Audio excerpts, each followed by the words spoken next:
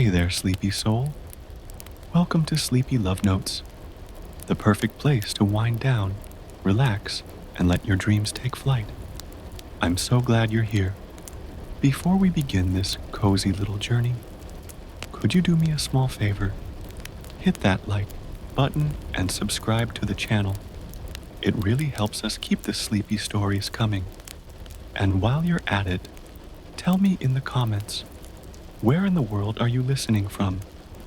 And what time is it for you right now? All right, now let's get you nice and cozy. Snuggle into your blankets. Nestle your head into the softest part of your pillow. Let your hands rest gently and allow your shoulders to release the weight of the day. Take a deep, calming breath in and slowly let it out. One more time, in and gently out. Let the world fade away as your mind gently drifts into this story. You're safe here, you're loved, and your dreams are waiting for you. Let's begin. Tonight, dear dreamer, I invite you into a tale wrapped in moonlight and shadows. A story where gods walk the halls of a floating palace, where power whispers through bloodlines, and where a young woman, born on the margins, is summoned to the very heart of a 1,000-year empire. This is the 100,000 Kingdoms, written by the visionary N.K. Jemisin, a tale both ancient and eternal, crackling with myth and trembling with the breath of awakening gods. It is fantasy, yes, but not the kind that marches with dragons or sings of knights and kings.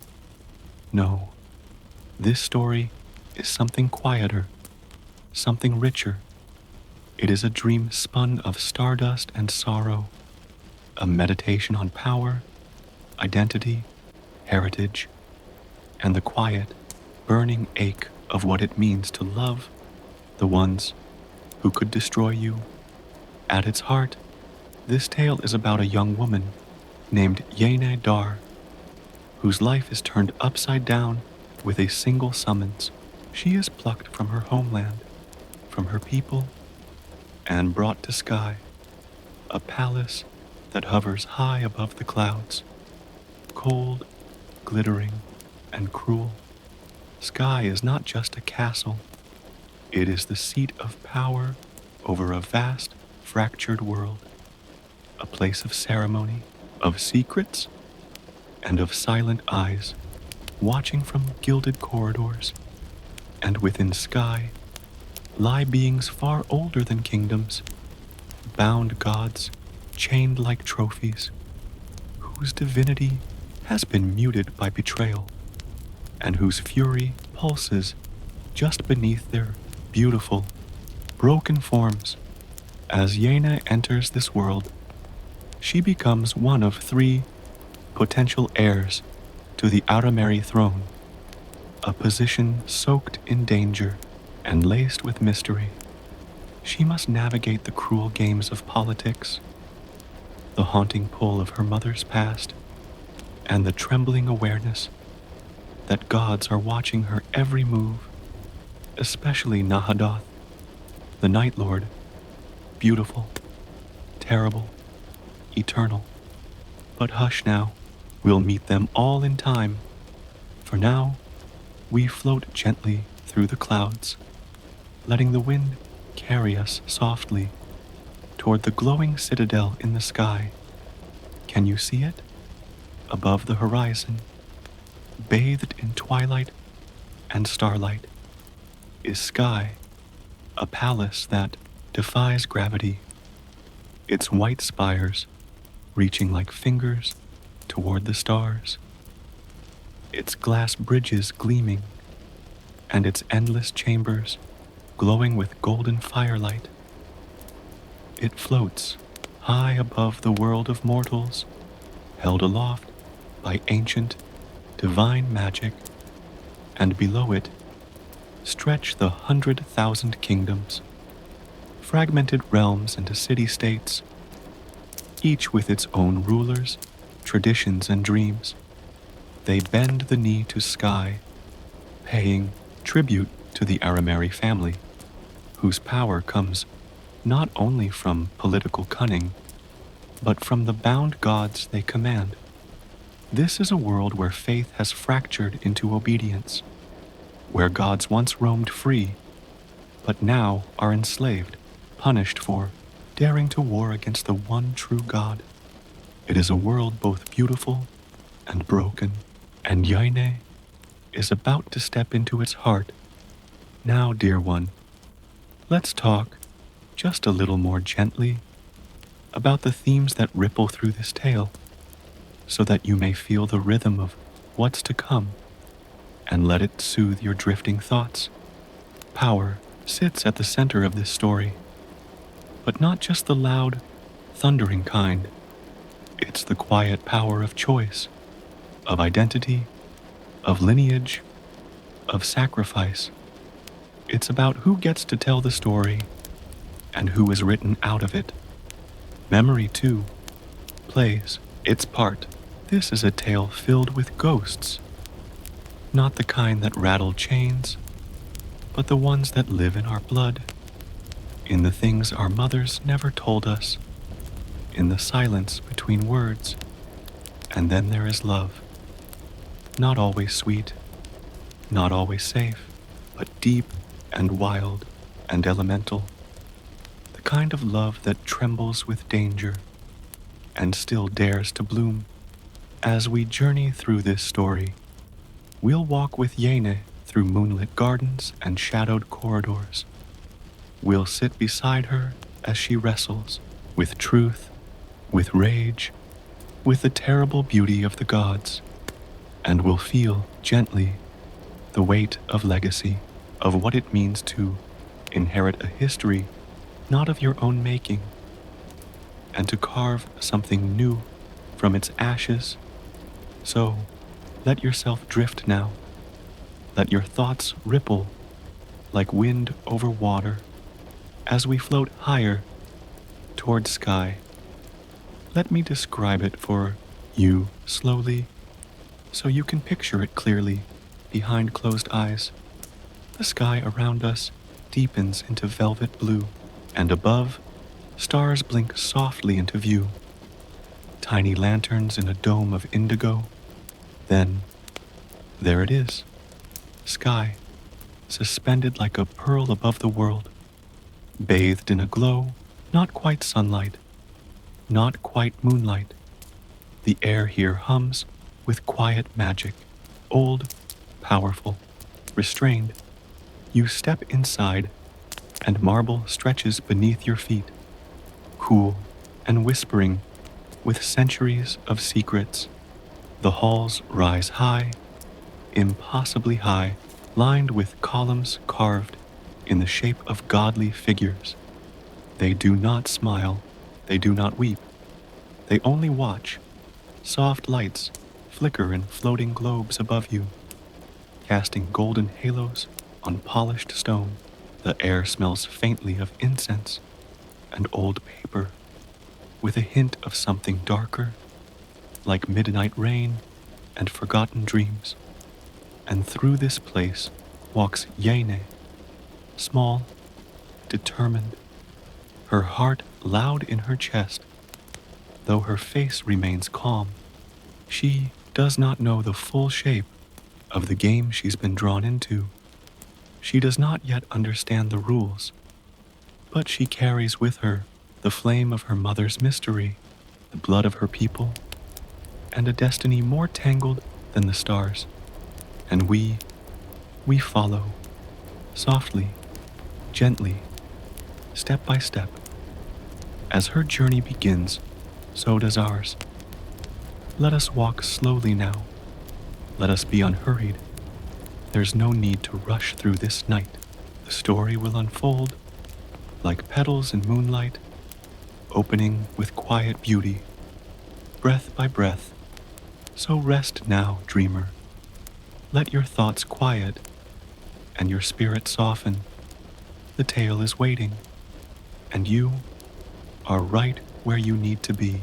Now that we've begun our gentle journey into the skies above, let's pause just for a while to meet the quiet stars of our story. These are the souls who will walk beside us, whose voices you'll hear in the echoing corridors of sky, whose emotions will ripple softly through your dreams. You don't need to remember every name, sleepy one. Just let their essence drift over you, like the hush of twilight or the warmth of candlelight. We begin, of course, with Yenedar.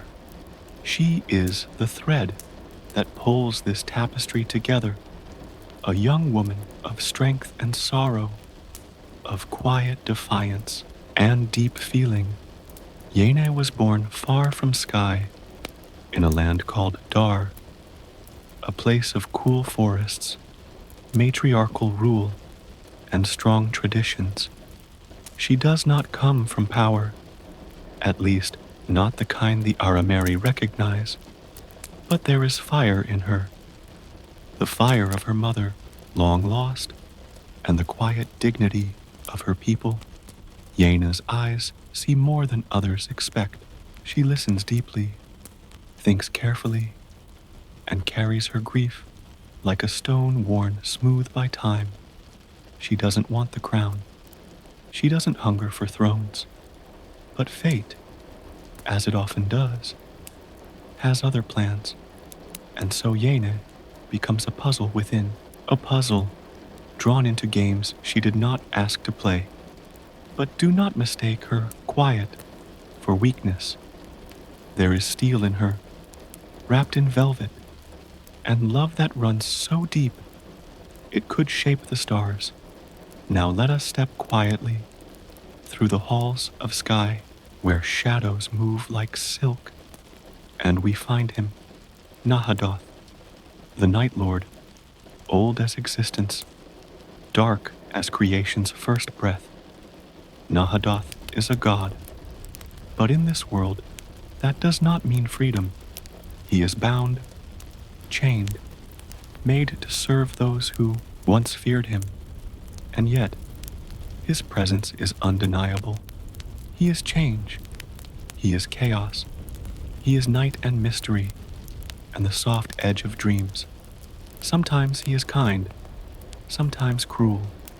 He shifts like smoke, whispers like wind, and his gaze, oh his gaze, holds centuries of longing. When Yine meets him, there is something ancient that stirs between them, not romance, not at first, but something deeper, a recognition, a quiet ache of forgotten stories waiting to be told. Where Nahadoth is night, there is another, made of light and order. Sie, the trickster child, the eternal boy, the god of mischief, and the god of innocence. He laughs with the freedom of wind chimes on a summer breeze. But behind his laughter, there is sorrow, deep, endless sorrow. Sie is both joyful and tragic, a creature of light feet and heavy memory. He plays games, yes, but they are never just games. They are shields. They are stories. They are his way of surviving a world that has tried to erase his kind. He is fiercely loyal, fiercely protective, and sometimes frighteningly powerful. And he loves, he loves, with the wild devotion of a child who remembers being abandoned by the stars. You will love Sie, even if you don't mean to. Now, let us walk a little deeper into the palace, where the air turns cold and ambition walks with a smile. Here we find Simina Arameri. She is beautiful, dangerous, sharp as a blade wrapped in silk. Simina is one of the two heirs Yene must face, born to the ruling family, raised within sky's cruel beauty. She has learned how to wield power like a sculptor wields a chisel. Carefully, ruthlessly, she smiles, but her smile does not reach her eyes. She is not a villain, but she is no friend. She plays the game of power well, because she has never known a world without it. And yet, somewhere deep beneath her cold surface, there is something almost tragic. The cost of being raised by gods and monsters, and never knowing which one she must become. Across from her, there is Relad, the second heir, Yaine's other rival. Relad is tired, wounded, lost in a fog of wine and weariness. He is not cruel like Simina, nor innocent like C. He is simply broken. The weight of expectation has worn down his soul, and yet there are glimmers, flickers of something better, a kindness, perhaps, buried under all that apathy.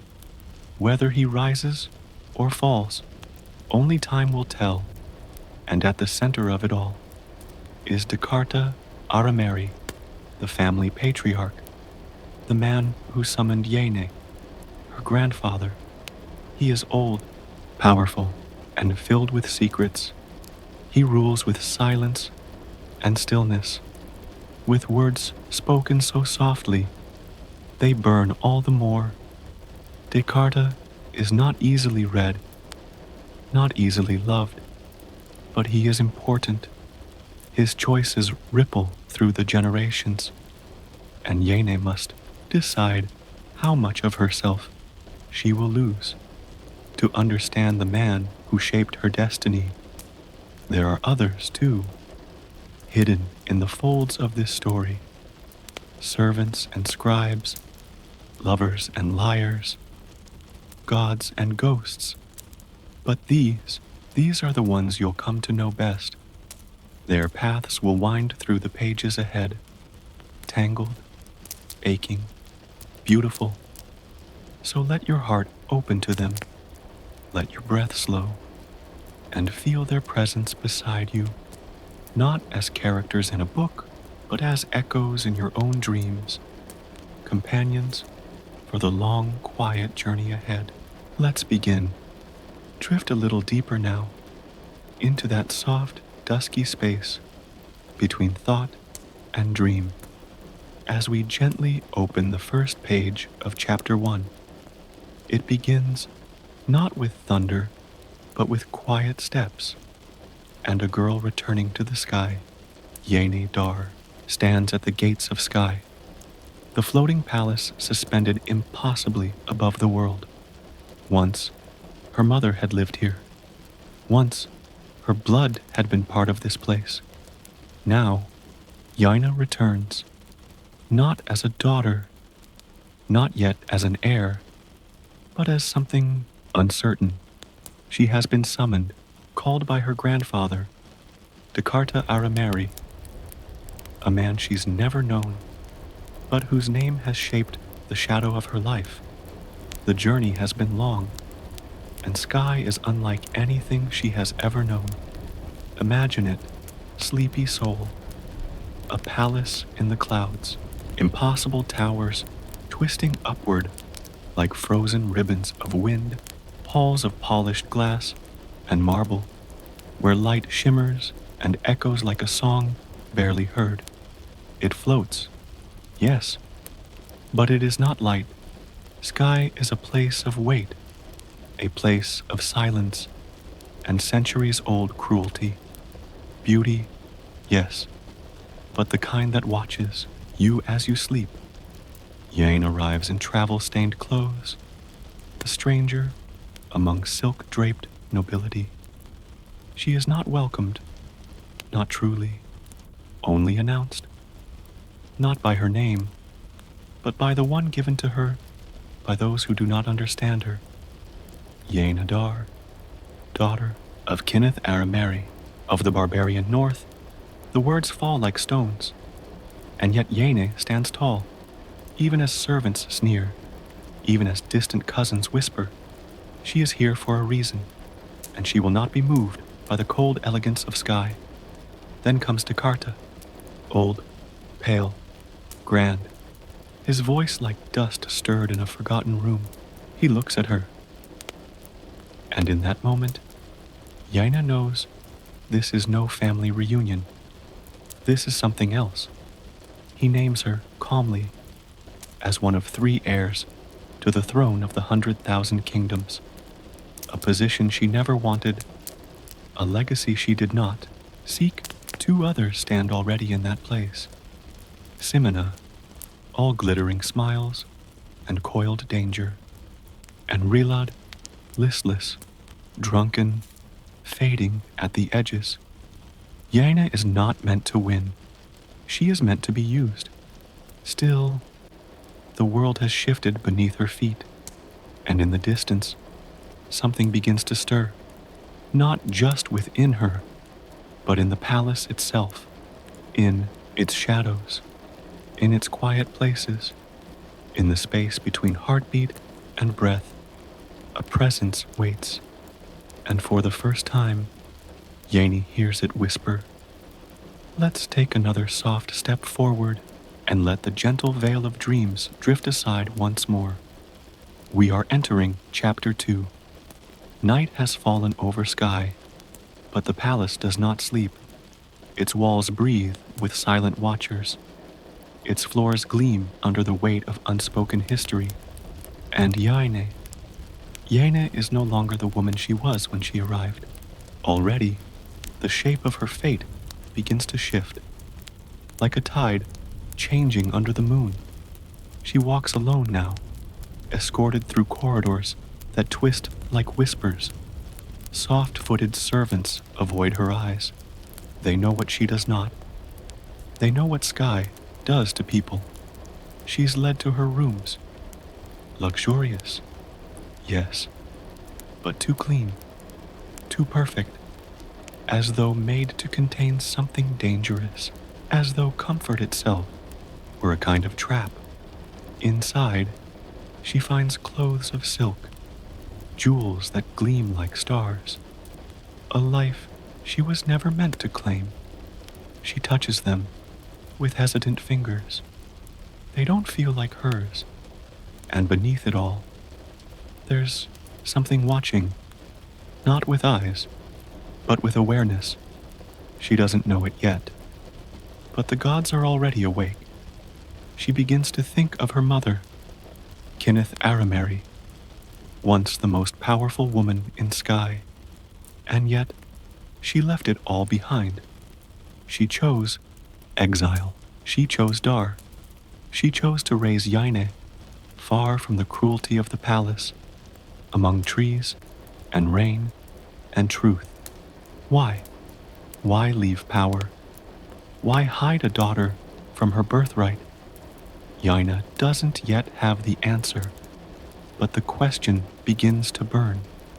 And in Sky, questions are dangerous. She steps out onto her balcony. Far below her, the world stretches in every direction. 1,000 kingdoms flicker like distant candles, each ruled by some noble family, all of them subject to Sky, to the Arameri, to Descartes, to the gods. Ah, yes, the gods. She doesn't see them yet, not fully, but she feels them. The palace is alive with their presence. Centuries ago, the Arameri won the war against the gods, and now they hold the defeated gods in chains. Not metaphorical ones, real ones, divine beings, enslaved. Jaina has heard the stories, but here, they are no longer stories. They are real, breathing, watching, and one of them is beginning to notice her. His name drifts through her thoughts, not yet spoken, but felt. Nahadoth, the Night Lord, but he will come later. Tonight is still, the kind of stillness before a storm. Jaina, sleepless and aching, remembers her mother's voice, her laugh, her silence. She wonders, did her mother know this would happen? Did she leave secrets behind for Yeni to uncover as she lies in bed, the moonlight touching her like a forgotten lullaby? A strange peace falls over her. She does not trust Sky. She does not trust her grandfather. She does not trust this new life with its velvet edges and barbed thrones. But she is not afraid. Not yet.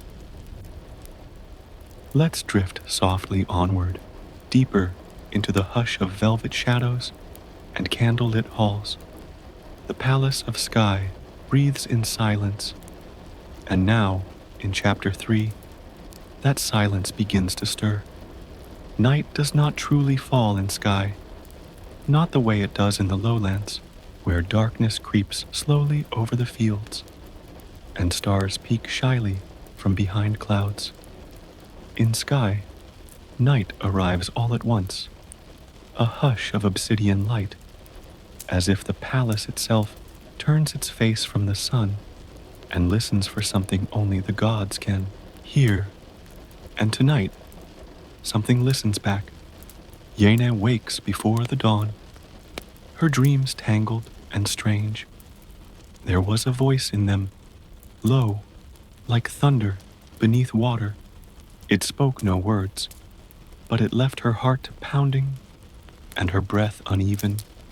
Something is changing, and though she doesn't yet know what, she can feel it pressing softly at the edges of her mind.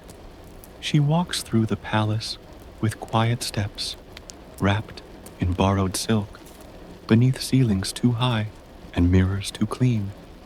And that's when she sees him, or it, a being who should not exist, who stands perfectly still in the center of an empty courtyard, tall, silent, more shadow than flesh, eyes glowing like dying stars. A god. Yene knows it without needing to be told.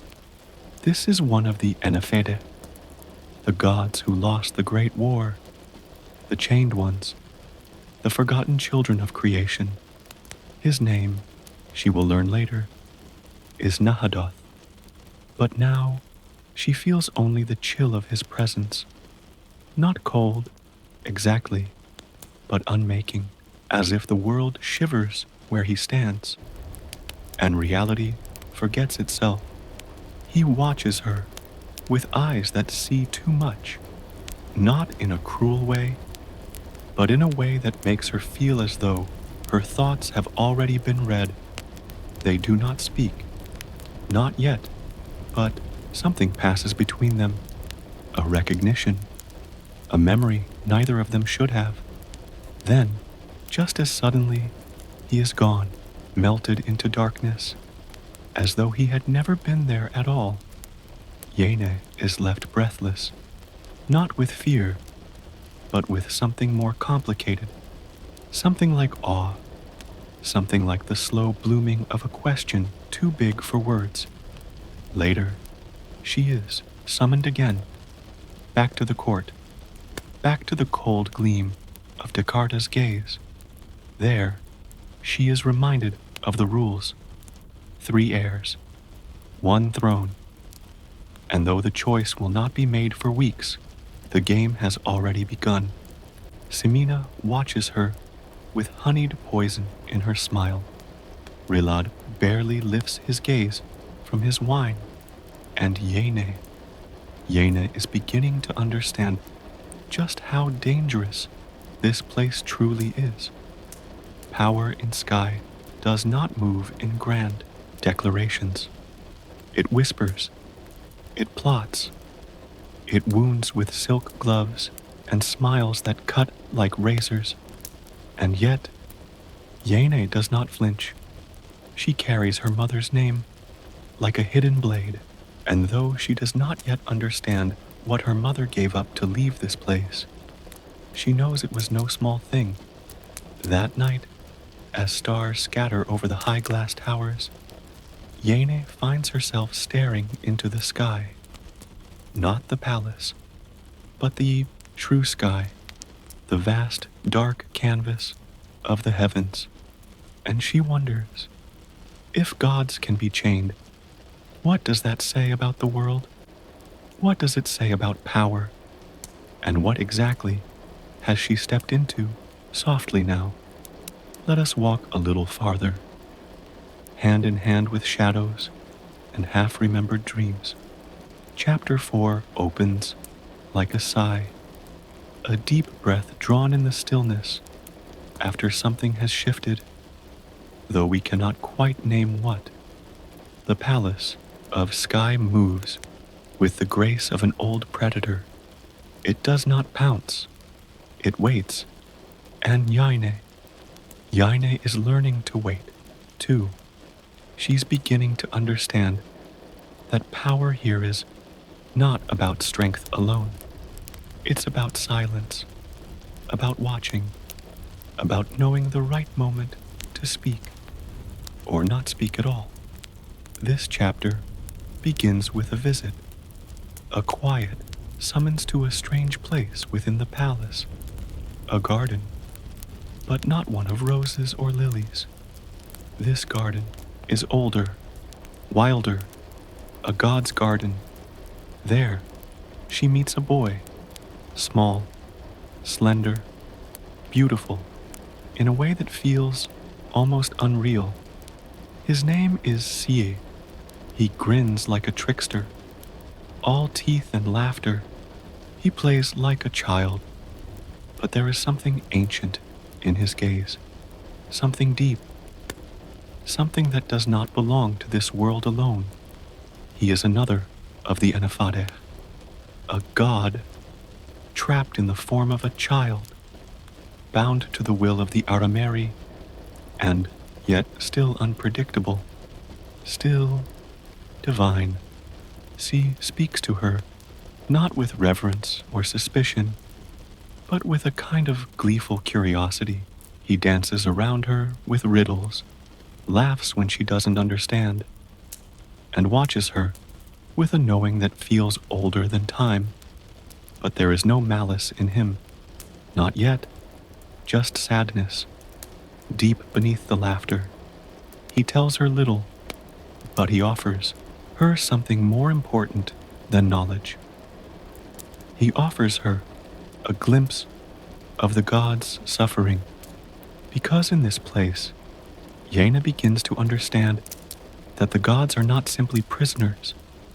They are slaves, servants, tools for the Arameri to command, and that changes everything.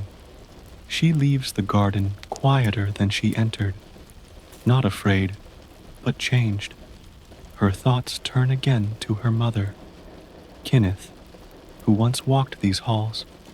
Kinneth, who chose to leave. Did she know these gods? Did she weep for them? What did she see in this place that made her turn her back on all of it? As Yeni walks the halls of sky, she begins to see it not as a palace, but as a cage, beautiful, terrible, alive with secrets and echoes, and something else, because now the gods are beginning to notice her, not just Sie, but the others too. She feels it in the way shadows shift when she turns, in the silence that hangs too heavily in certain rooms, in the way her thoughts sometimes feel not quite her own. She dreams again, and in her dreams, she sees the Night Lord, Nahadoth, eyes like a storm, hands made of starlight and shadow. He does not speak, but he reaches toward her, not to harm, but to remember.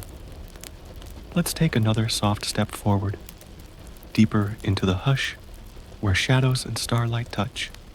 Chapter 5 is not loud. It does not shout its purpose. It hums like a forgotten melody echoing through marble halls and darkened dreams. Dawn rises slow over sky. A pale wash of light spills across the high windows, but it never seems to warm the stone. Yaine stands in that gentle glow, barefoot on cold tile, her breath curling like ghost light in the morning air. Today, she will begin to learn not just about sky, but about the war, the gods, the chains that bind them, the long, aching history that led to this moment. And so, she is sent to the library. But this is no ordinary library. It's vast, endless, filled with books older than nations, scrolls that whisper in languages long dead.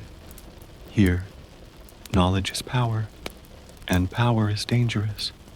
She is guided by Tivril, a distant cousin, soft-spoken and gentle-eyed, one of the few people in Sky who seems to treat her not like a rival, but like a person. He tells her things, quietly, small truths, tucked between formalities. He warns her, the Arameri do not forget. They do not forgive. And Sky has teeth. Yaine listens. She asks questions. And slowly, a story begins to take shape. Long ago, the world was ruled by gods. Not in chaos, but in balance. Nahadoth, the Night Lord, ruled darkness and change. Bright Itempas, his brother, ruled light, law, and order. And in between them, there was Enifa, goddess of twilight, of life and death, the bridge between all things. But something broke. There was a war, a betrayal. Enefa was slain, and Atempus rose alone, bringing with him the tyranny of unyielding order. He cast down Nahadoth and the other gods who defied him. He gave their leashes to the Arameri, and the world changed. Yaine listens, her heart heavy. She can feel the weight of this ancient grief, not just in the books, but in the air, in the walls, in the way the gods look at her, because she understands something now.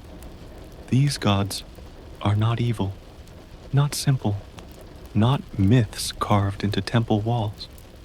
They are alive, hurting, wounded in ways that time cannot heal, and somehow they see something in her, something familiar, something that remembers. That evening, she sees Nahadoth again, but not in the garden, not in the shadows.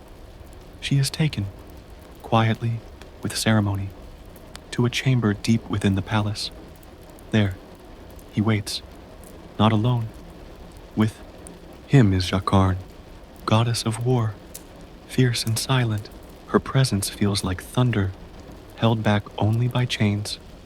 And Kurue, goddess of wisdom, gentle, still, with sorrow behind her eyes, like the weight of oceans. They stand before Yaine, not as monsters, but as survivors. And she is a curiosity, a question, a flicker of something they thought lost. They speak to her. Nahadoth's voice is soft, not harsh, never harsh, but deep, endless. He calls her daughter, not out loud, but in a way that coils through her bones and lingers in her blood. She does not understand, not yet, but something in her trembles, not with fear, but with recognition. She leaves the chamber, changed, not marked, but noticed, and the walls of Sky seem to lean in closer now, listening, waiting.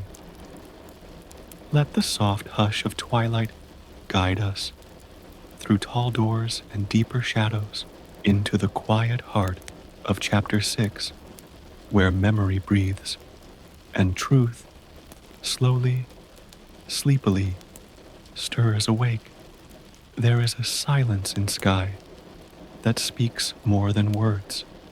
It lingers beneath the marble floors, settles in the folds of embroidered curtains, and hums through the voices that never quite say what they mean. And on this day, Yeni walks through that silence as though through a fog, uncertain of where she's going, but knowing she must go on, because today she begins to chase answers, not the kind written in books, but the kind etched in memory. She wants to know who her mother was, not just the woman who raised her, but the woman who left this place, the one who turned away from power and never looked back. Yane begins to ask questions of servants, of cousins, of those who once stood in Kenneth's shadow. Most don't answer, some lie, but now and then a thread reveals itself, thin, fragile, and wrapped in grief. She learns that her mother once had many allies and more enemies, that she was beloved and feared, that Descartes trusted her and then cast her out, but no one will say why. Not directly, because in Sky, truth is not told. It is traded carefully, cautiously, like precious stones. Still, Yaina gathers pieces, whispers, fragments. Silence is heavy with meaning, and always, always, there is the sense that something is watching her work. Not a person, a presence, a memory with breath. That night, she returns to the chambers where Nahadoth resides. Not summoned, not escorted. She simply goes, drawn by something she cannot name. Not longing, not fear. Something deeper, something like destiny, half remembered. There, she finds him again, the Night Lord, not in anger, not in madness, but still, waiting, and for the first time, he speaks to her without riddles. He tells her things she does not want to hear, that the gods remember her mother, that Kenneth was not simply a daughter of Sky, but something more, that Yaina herself carries within her a fragment of something old, something divine. She does not understand, not fully, but it feels like truth. It hums beneath her skin, echoes behind her ribs, thrums in her blood like a second heartbeat. She feels seen, and for the first time since her arrival, she feels less alone, not because she is surrounded by friends, but because, in some strange, terrible way, she belongs here, to Sky, to its shadows, to the gods who were once whole and are now only pieces of what they were. In a quiet corner of the palace, Yanni finds a garden, not grand, not wild, a small, quiet place, and there, Xie finds her. He's softer today, less laughter, more stillness. He sits beside her and tells her a story, not one of gods, not one of wars, a story of a girl who loved her people, who wanted to make things better, who gave up everything and was betrayed. He doesn't say her name, but Yaina knows. He means her mother, and perhaps, in some way, he means Yaina too, because she is starting to understand what it means to be caught between two worlds, between flesh and divinity, between duty and grief. She was summoned to Sky as an heir, but perhaps she was meant to be something else entirely. Let us continue. Sleepy soul, float gently now into the deepening quiet. The air is thick with memory. The sky above Sky, pale and watching, as if even the stars are holding their breath. And here, in Chapter 7, something ancient begins to stir, not with fury, but with purpose. The halls of Sky are never truly still. There's always a whisper, a soft footstep, a flicker of movement in a reflection, a breath that doesn't quite belong to the living. And Yene is beginning to hear it, not with her ears, but with something deeper, something older. She walks these gilded corridors not as a guest anymore, but as someone being watched, and maybe weighed. Today, she's summoned again, not by Descartes, but by Relad, one of her two cousins, the man who shares her blood, but not her trust. Relad is difficult, not cruel exactly, but broken, a man who numbs his soul with wine, and women, who wears his title like an old wound, half healed and always aching. He doesn't care for power, not really, but he fears it, and he fears Yene. He invites her under the pretense of civility, but it's a test. He wants to see if she can be shaken, if she's truly fit to stand among the heirs of Sky, or if she's just a girl from the barbarian north, dressed in borrowed silk and foolish hope. He taunts her, tries to provoke her, and Yene, with her fire banked and her pride hidden deep beneath calm eyes, does not take the bait. She listens, she learns, and she begins to see. Relad may be drunk, but he is not stupid. He's dangerous in the way all wounded creatures are, sharp, unpredictable, desperate, and beneath his laughter, she senses the quiet despair of a man who knows he will never be free, not from his family, not from this palace, not even from himself.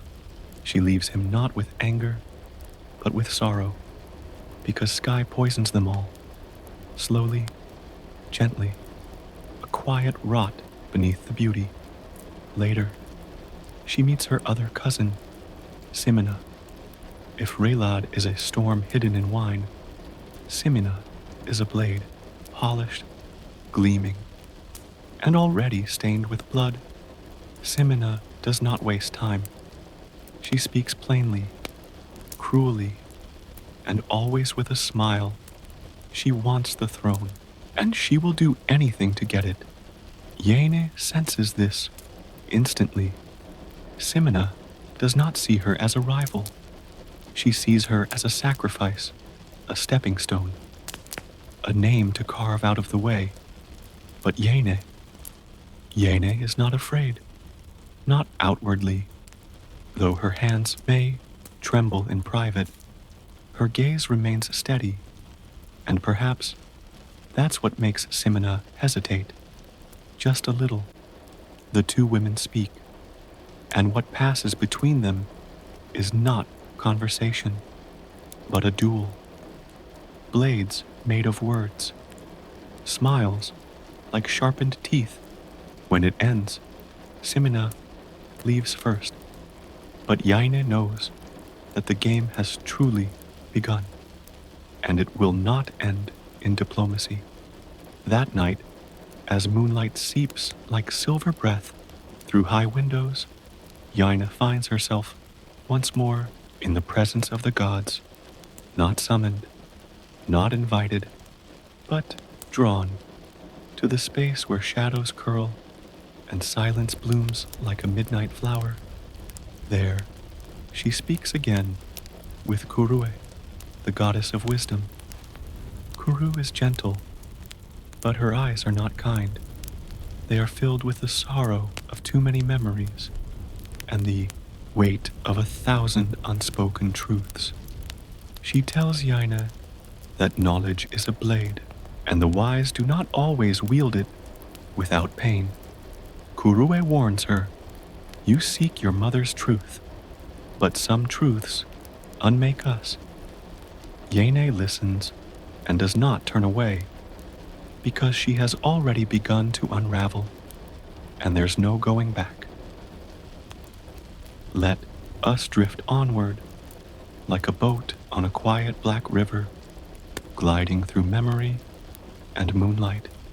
Chapter 8 awaits us now, soft and full of shadows, where the world begins to bend, and Yene begins to remember there is a hush in the palace tonight, a hush that doesn't come from quiet, but from something older, a breath held by the walls themselves, as though even sky is listening for something that hasn't yet been spoken.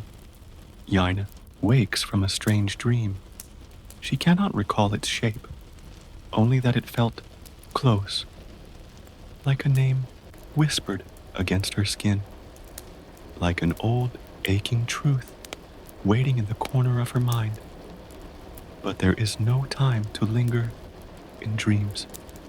Today, there is a ceremony, one of the many strange and glittering rituals meant to remind the world that the Arameri rule not just by blood, but by spectacle. And so, Yene is dressed, not in her own leathers, not in anything that feels like hers, but in silk and gold and stones that do not belong to her people. Her attendants do not speak much. They shape her into something she doesn't quite recognize, a mask of power, a vision of royal dignity. But beneath it all, Yena is thinking, watching, feeling the palace press in around her like a cage made of glass. The ceremony is strange, full of gestures that mean nothing to her, full of faces that look down on her with cold curiosity. Descartes watches from above, his expression unreadable, and beside him, Relad slouches, half drunk already. Simona stands perfectly poised, every inch the golden air, and Yine simply breathes. She plays her part, she bows, she listens, she endures. But her mind is elsewhere, because something is shifting inside her. She can feel it, like the stirring of wind in still air, or the moment just before lightning breaks. That night, she walks alone, or so she thinks. The corridors stretch long and empty, lamplight casting gentle shadows that twist like ink spilled across parchment. But she is not alone. C finds her, or perhaps she finds him, the child god, all laughter and mischief.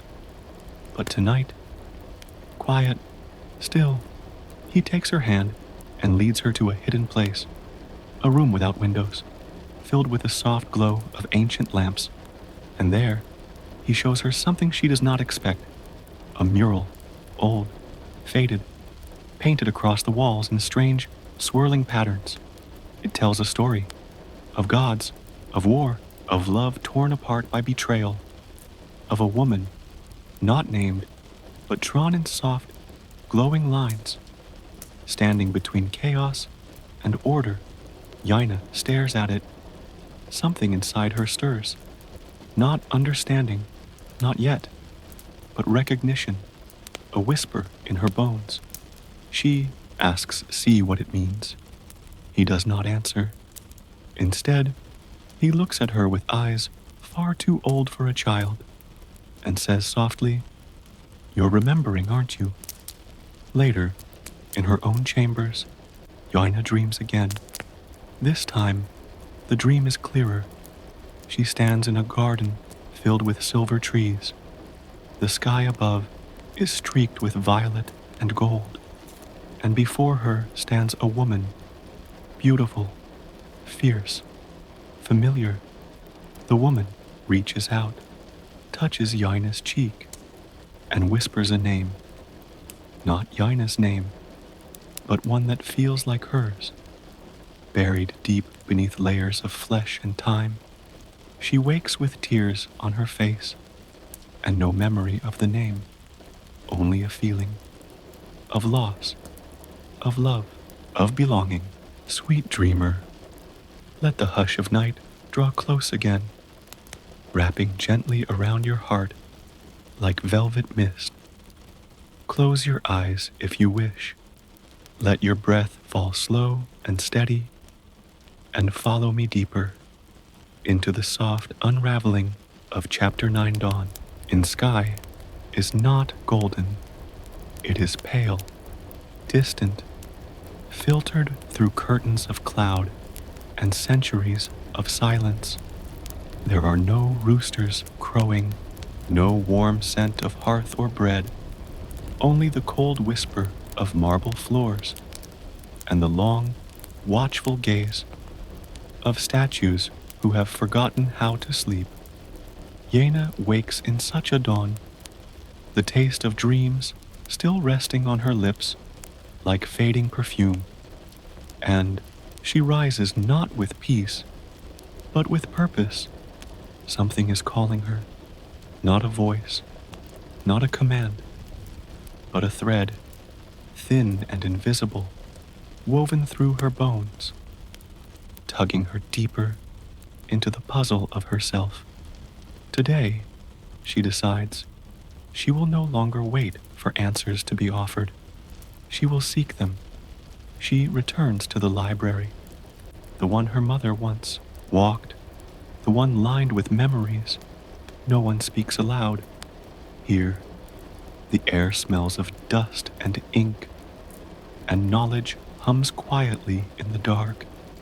She combs through old records, tracing the edges of her mother's past, touching the spine of a book her mother might have held once, and in doing so, feels time ripple, not backwards, not forwards, inward.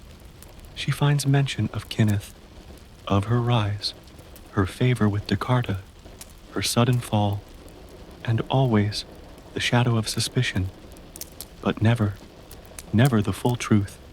It is hidden, intentionally, like a secret so terrible, even the pages dare not speak it. As she leaves the library, a voice stops her, not a mortal one. It's Nahadoth, not in fury, not in rage, but in something quieter, curiosity, perhaps. He appears beside her like a breath of darkness, and she does not flinch. There is something between them now, not friendship, not trust, but a recognition, a shared thread of something ancient and aching.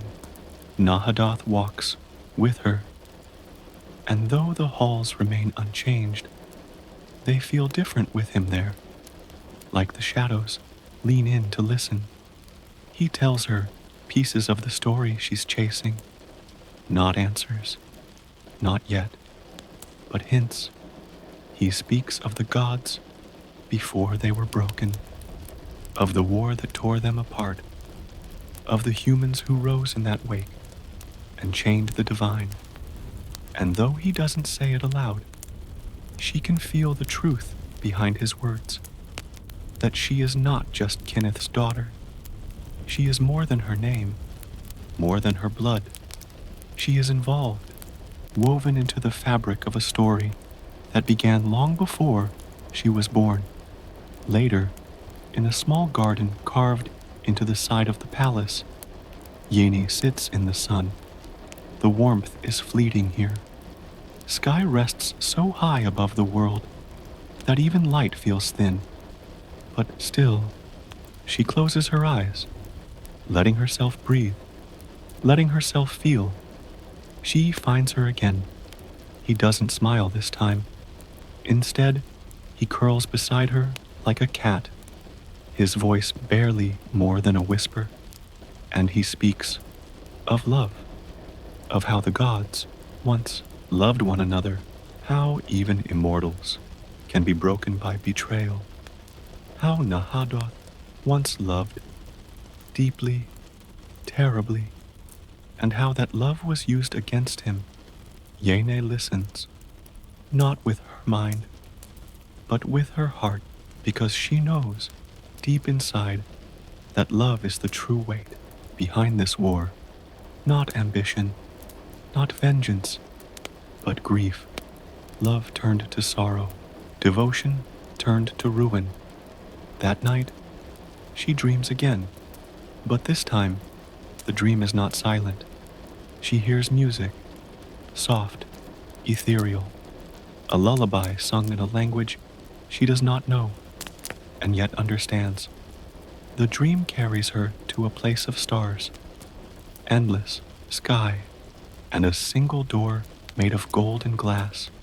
She walks toward it, touches the handle, but before it opens, she wakes and finds herself crying, though she doesn't know why. Come closer, gentle listener. Let your breath slow. Let your thoughts grow soft and quiet. And let the story guide you deeper still. For in chapter 10, the hush of dreams gives way to the quiet edge of danger, and Yene, with each careful step, moves closer to the heart of the storm. There's a silence in sky that doesn't belong, not the stillness of peace, but the silence of watchers behind doors, of footsteps muffled for fear of being heard, of truths curling like smoke just beyond reach. Yaina feels it now more than ever. The walls are breathing, the palace is listening, and something is changing. Today, she is summoned again, not by family, not by gods, but by the Scriveners, a quiet order of archivists and enchanters, scholars of memory, guardians of the old magic, bound not by loyalty, but by secrecy. Few ever notice them. Even fewer are invited into their sanctum. But Yena walks through their doors, and the world becomes still. The Scrivener's domain lies deep beneath sky, past veils of light, past walls that hum with quiet enchantments, past shelves of scrolls too ancient to bear names. They do not greet her warmly, but they do not turn her away. She has questions, and they have answers, but knowledge here has a cost. The Scriveners offer her a choice, a scroll that holds secrets of her mother's past, but opening it may change her forever. Yena hesitates, not out of fear, but out of instinct, because some truths do not free us. Some truths bind. She takes the scroll, but leaves it closed, for now. When she returns to her chambers, she finds a gift waiting, wrapped in silk, tied with gold ribbon, a gesture far too elegant to be kind. Inside, a single note from Simina. Wear this to the hall tonight. No command, no threat, but a heavy nonetheless. Inside the silk lies a gown, beautiful, delicate, and wrong. Its fabric gleams like blood in candlelight. Its shape is not one of comfort, but of control. Yana knows what this is. A costume, a trap dressed in luxury. And still, she wears it, because in Sky, every decision is a dance, and sometimes you must let your enemies think you're playing their tune before you change the rhythm entirely. That evening, the hall is full of firelight, golden laughter, clinking glasses. The shimmer of wealth and power spun into celebration, but beneath it, tension. Yena walks among them, bare shoulders glowing under chandeliers, her eyes calm, her heart steady. She meets Raylad's gaze across the room. He looks away. She meets Simina's next. Simina smiles, and Yane does not blink. Then, unexpectedly, Nahadoth arrives, not summoned, not restrained. He enters like a shadow slipping into a dream, beautiful and terrible, light flickering strangely in his wake. The room quiets. The Arameri pretend to continue their games, but their fear is sharp beneath the surface. Nahadoth walks to Yaina, does not speak, and simply stands at her side. It is a gesture of impossibility, a god choosing to be near her, in full view of the court. The whispers begin almost immediately.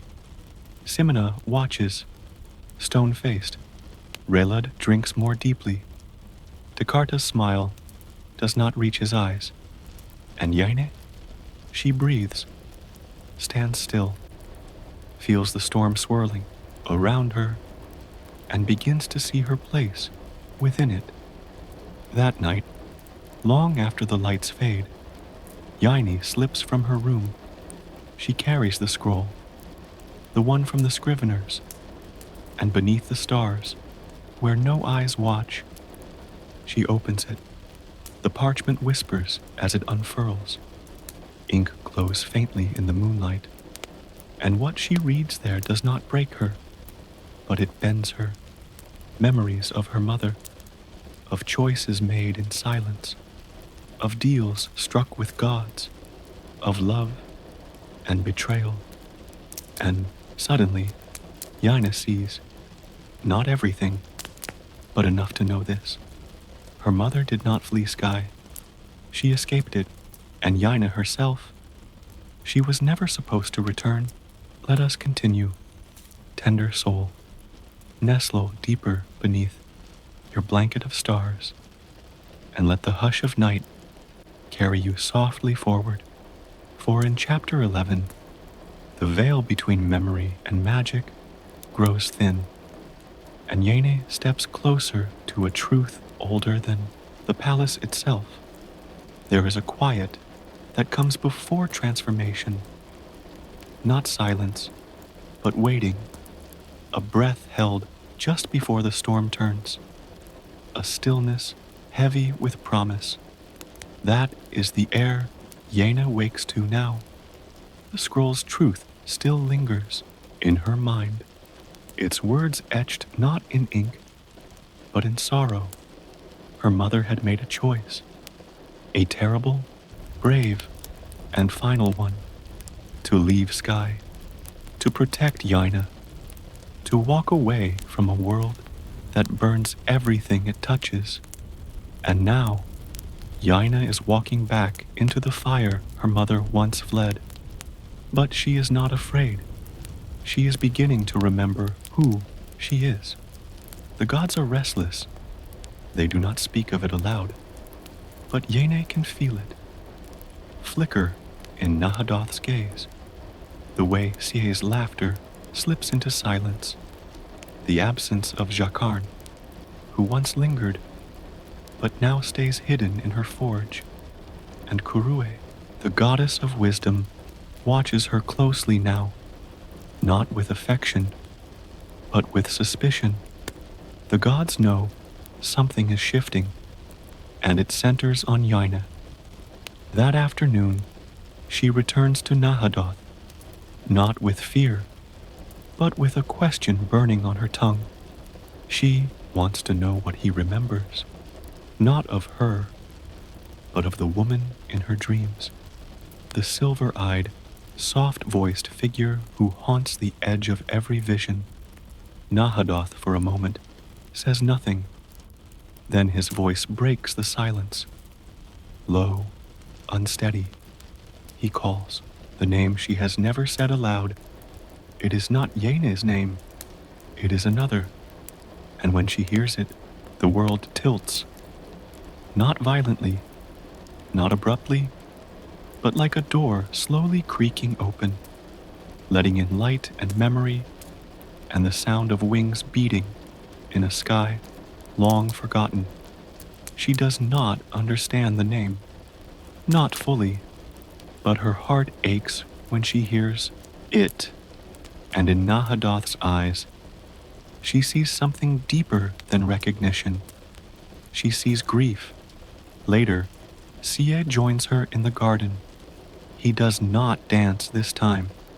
He sits beside her, feet curled beneath him like a child, and he tells her a story of the gods before the world knew shape, of three siblings, light, dark, and gray, bright Itempas, night-born Nahadoth, and Enipha, goddess of balance, of change, of everything in between.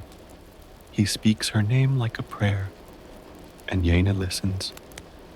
The story is not new, but the way he tells it, there is love in it, loss. He does not say the name Yena heard earlier, but she feels it again, curling around her like a ghost. Could she be? No. Impossible. But the thought stays, like a seed lodged in stone, waiting for a crack to bloom. As dusk deepens, Yena visits the Hall of Offerings, a quiet place, rarely used, where Aramari leave tokens in hopes of divine favor. She has no offering. She brings only herself. And that, she's beginning to suspect, may be exactly what the gods are waiting for. She kneels, not in worship, but in stillness, a moment of surrender, not to the Aramari, not even to the gods, but to the truth rising within her, that she is not just a pawn, not just an heir. She is something else, something greater, something dangerous. Night falls gently over sky.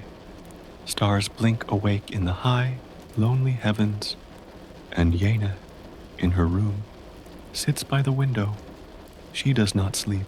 She waits for dreams, for memory, for what comes next.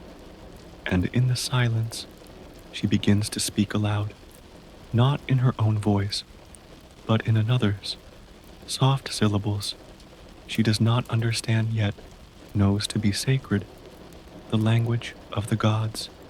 She doesn't know how she knows it, but the words feel like home. Drift closer, starlit soul, let your breath slow with the rhythm of falling petals, and let your heart be still, for what comes next is heavy with meaning, yet told in whispers, for in chapter 12, the veil grows thinner still, and Yene begins to see not only what she is, but what she may have been long before she was ever born.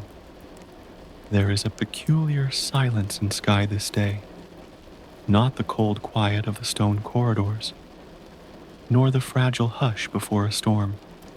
This silence feels deeper, like the breath between a heartbeat, a pause stitched into time itself.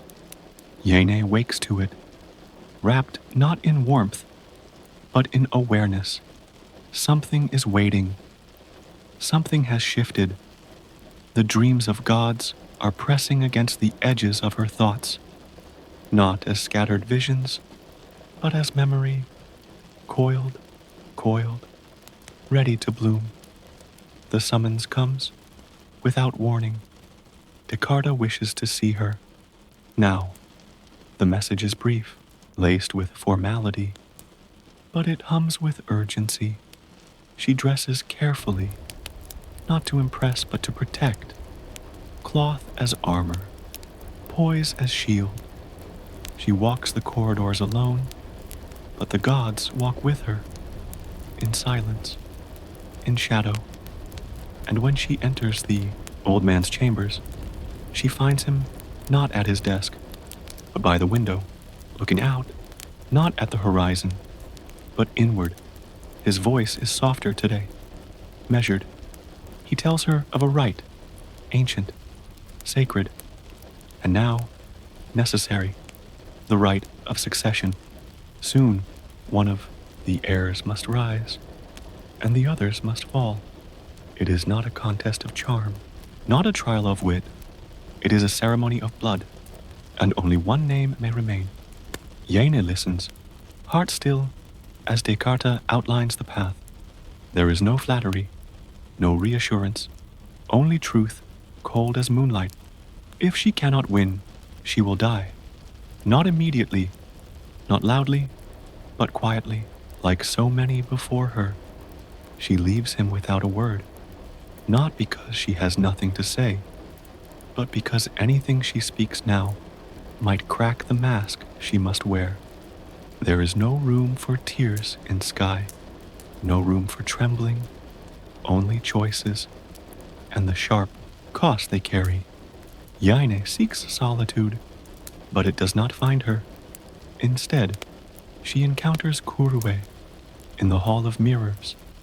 The goddess of wisdom stands motionless, a reflection within a reflection, her pale eyes unreadable. Kuru speaks of Enifa, not reverently, but with a strange mix of regret and resentment. She speaks of the old days, when balance was kept, when gods walked free, and she speaks of the betrayal, how Enifa dared to change the world, to question the order, to demand more. Kurue blames her for everything that followed: the war, the chains, the fall of godhood into slavery. Yena listens, and somewhere inside her, a whisper rises, not in defense, not in anger, but in understanding, because she too questions order. She too resists the roles others try to carve for her. Maybe she and Enifa are not so different. Maybe they are pieces of the same song. Later, Yene finds herself walking toward the god's quarters once again. Not Nahadoth's this time, nor Sie's. She seeks Jacquarn, the war goddess, the silent forge fire in the dark. Jacquarn greets her, not with words, but with a hammer in hand. She is forging something, a blade, it seems, but she does not stop. She gestures for Yene to sit, to watch, and so she does, for hours, perhaps, until, at last, the hammer stills, and Jacquarn speaks. You are not what they think you are. Yene doesn't flinch. Neither are you, she replies softly, and for the first time, the goddess smiles, a fierce, fleeting smile, gone in an instant, but real. That night, Yena dreams again, but this is no ordinary dream. She stands beneath a sky of stars that do not move. The air is thick with golden light, and in the center of everything, a stone basin filled with shimmering water. She looks into it and sees herself, not as she is, but as she was. Another face, another voice, another time, the same soul, Enifa. She wakes with tears in her eyes, not of fear, not even of sorrow, but recognition. Little dreamer, let your mind rest like petals on still water. The world of sky waits gently for your return, its silver corridors and broken gods holding their breath as the next truth softly unfolds. For in chapter 13, what was once hidden begins to shimmer into view, not in shouts or storms, but in the tender language of awakening.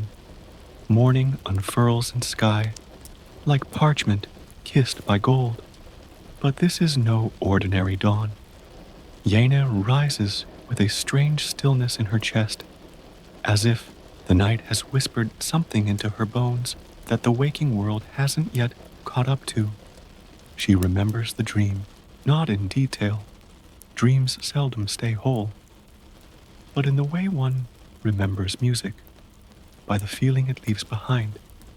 And that feeling is recognition, something ancient, something sacred, a name, a soul, a thread through time.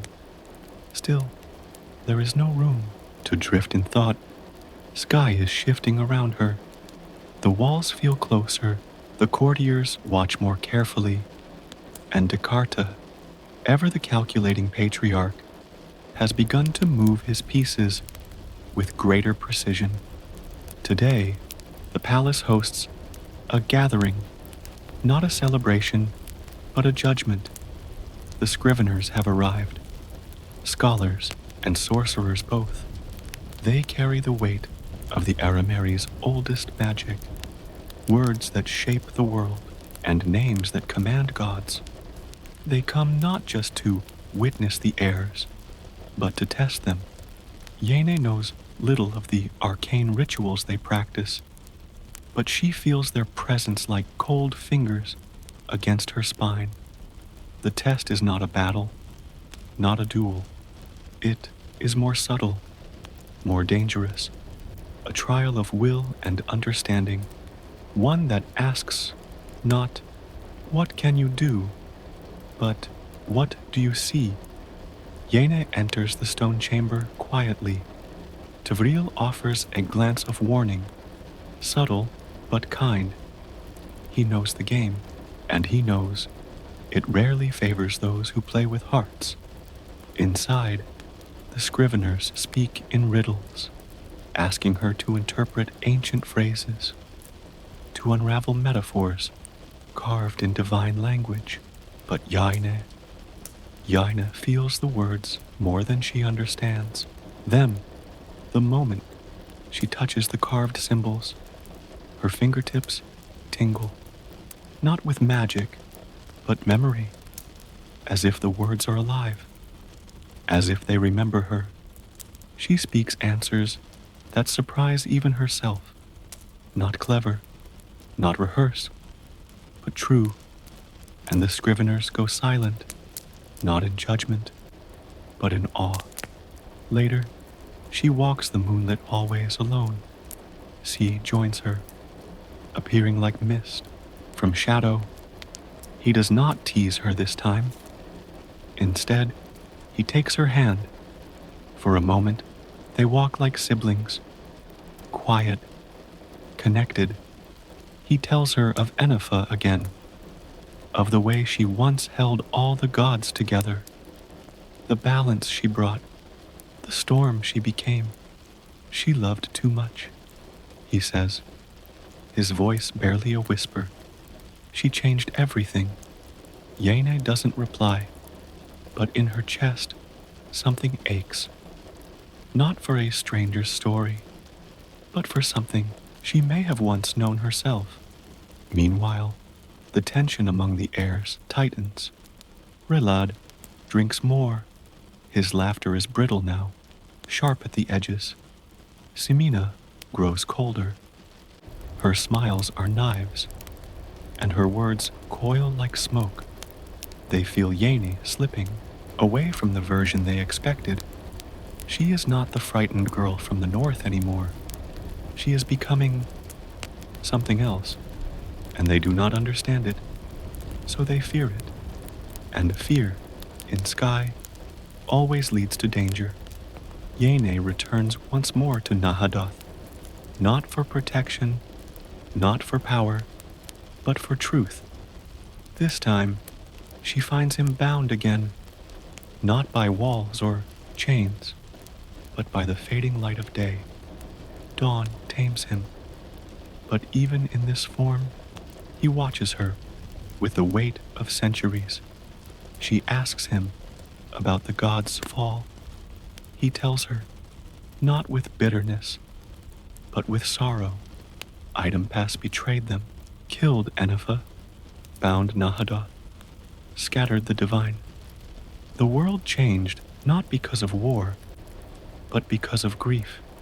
It always comes back to grief. Yena touches Nahadoth's cheek, and for a moment he softens.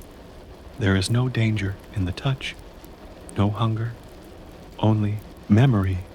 You are her, he whispers, but not yet. And Yaina knows what he means. Not a reincarnation, not a copy, but a thread, pulled from the same divine cloth. She is not merely caught in the gods' war, She may be the key to ending it. Come closer, dear heart. Let the hush of night curl around you like velvet, and the weight of the world slip gently from your shoulders. For in chapter 14, a deeper knowing begins to bloom, not loud, not fast, but like a flower unfolding in the quiet warmth of dawn. This is the chapter where memory, divinity, and love begin to echo through every corner of Yaine's soul. The palace is unusually still tonight, not silent. No, sky is never truly silent, but suspended, as if the great tower, its gods, and its people are holding their breath all at once, waiting, watching. Somewhere within that hush, Yaina walks. Her steps are light, but her thoughts are heavy. The whispers of the scriveners still ring in her ears. The truth in Nahadoth's voice lingers in her chest. And the dreams are growing bolder. They no longer ask for her attention. They command it. Tonight, she dreams again. But this dream does not feel like fiction. It feels like returning. She stands in a temple not built by mortal hands. Pillars rising like trees, light pouring through open air, and a soft hum beneath her feet that sounds like the heartbeat of the world. She sees 3 figures standing before her. They are not named, but her soul knows them. Nahadoth, shadow made flesh, shifting and eternal. Jakarn, warrior calm, steel-hearted, and a woman radiant, sorrowful, whole, Enifa. She does not speak, but her presence says everything. There is grief in her gaze. Yes, but also hope. And Yene realizes, with a shiver, that this is not just a dream. This is a memory wearing the costume of sleep. She wakes, gasping, her heart echoing with the silent name, Enifa. She does not tell the others. Not yet. But as she moves through the palace, the gods begin to look at her differently. Not with suspicion, not even curiosity, but recognition. Even Kuru, distant and disdainful, pauses in her endless reading to glance Yene's way and frown ever so slightly. Later that day, Yene meets with Tivril again, not in secret this time, not hidden among scrolls or columns. They walk openly through the gardens that bloom too high to smell. He asks her about her dreams. She hesitates, not because she does not trust him, but because the dreams are no longer just hers. They belong to something older, and sharing them feels like unsealing a sacred jar.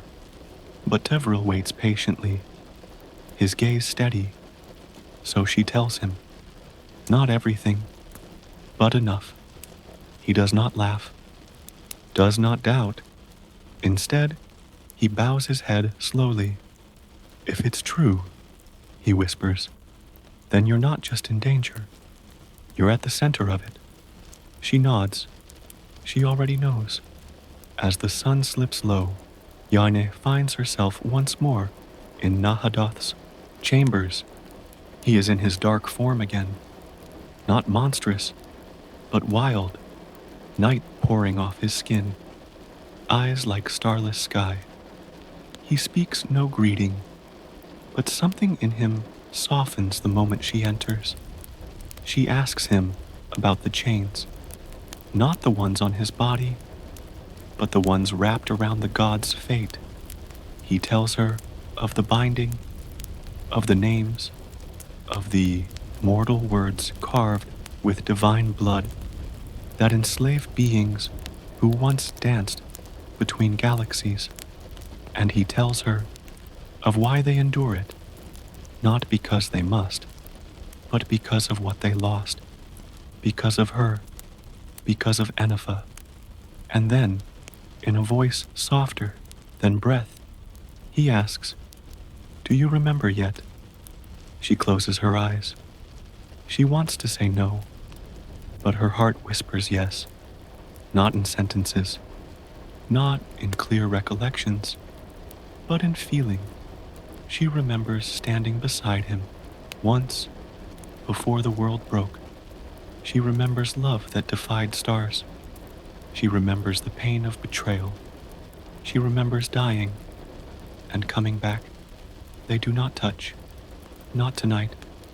Instead, they sit, two divine echoes in mortal forms, and in the silence, the stars above Sky seem to burn a little brighter. Stardust soul, let your breathing fall into the rhythm of soft waves, lapping gently at the shores of distant memory. For in chapter 15, we walk deeper into the heart of knowing, a place where love becomes weapon and silence holds the shape of power. This is where shadows shift and the threads of destiny grow taut with tension. The morning comes with no warning, no trumpet, no light show, just a quiet crack in the veil of dreams. Yene opens her eyes to find the world a little colder, a little less forgiving. Sky, with all its glory and cruelty, has begun to turn. And when Sky turns, the world follows. The courtiers are restless. The god slaves move with caution. And even the air feels sharp, like a knife hidden beneath velvet. Something is coming. Not war, not yet, but the whisper of it. Like thunder you feel before you hear it. Yanan walks alone through the eastern wing of the palace, a section rarely used, haunted by echoes and forgotten politics. Here, time slows, and the walls remember things people would rather forget. It's here she finds the door, not a grand door, not magical or glowing, just a quiet wooden arch, barely different from the others. But when she touches the handle, she knows it opens for her, and behind it lies a memory. Inside is a room full of old gods and broken promises. Books line the walls, but not the kind anyone reads anymore. Artifacts sleep in glass cases. Scrolls rest in boxes untouched for generations. And in the center, a pedestal. Simple, unadorned, holding a single object. A stone, black as night, smooth as water, and warm. She lifts it, and the world shifts. The room breathes. The shadows lean closer. She sees visions, not clear, but powerful. A woman standing in battle, radiant and bleeding. A god falling to his knees. A kiss that ends a war. A death that begins one. The memories are not hers, and yet they are. The stone is called Nahadoth's heart. It is not his literal heart, but something older, a piece of who he was before the chains, before the world was rewritten.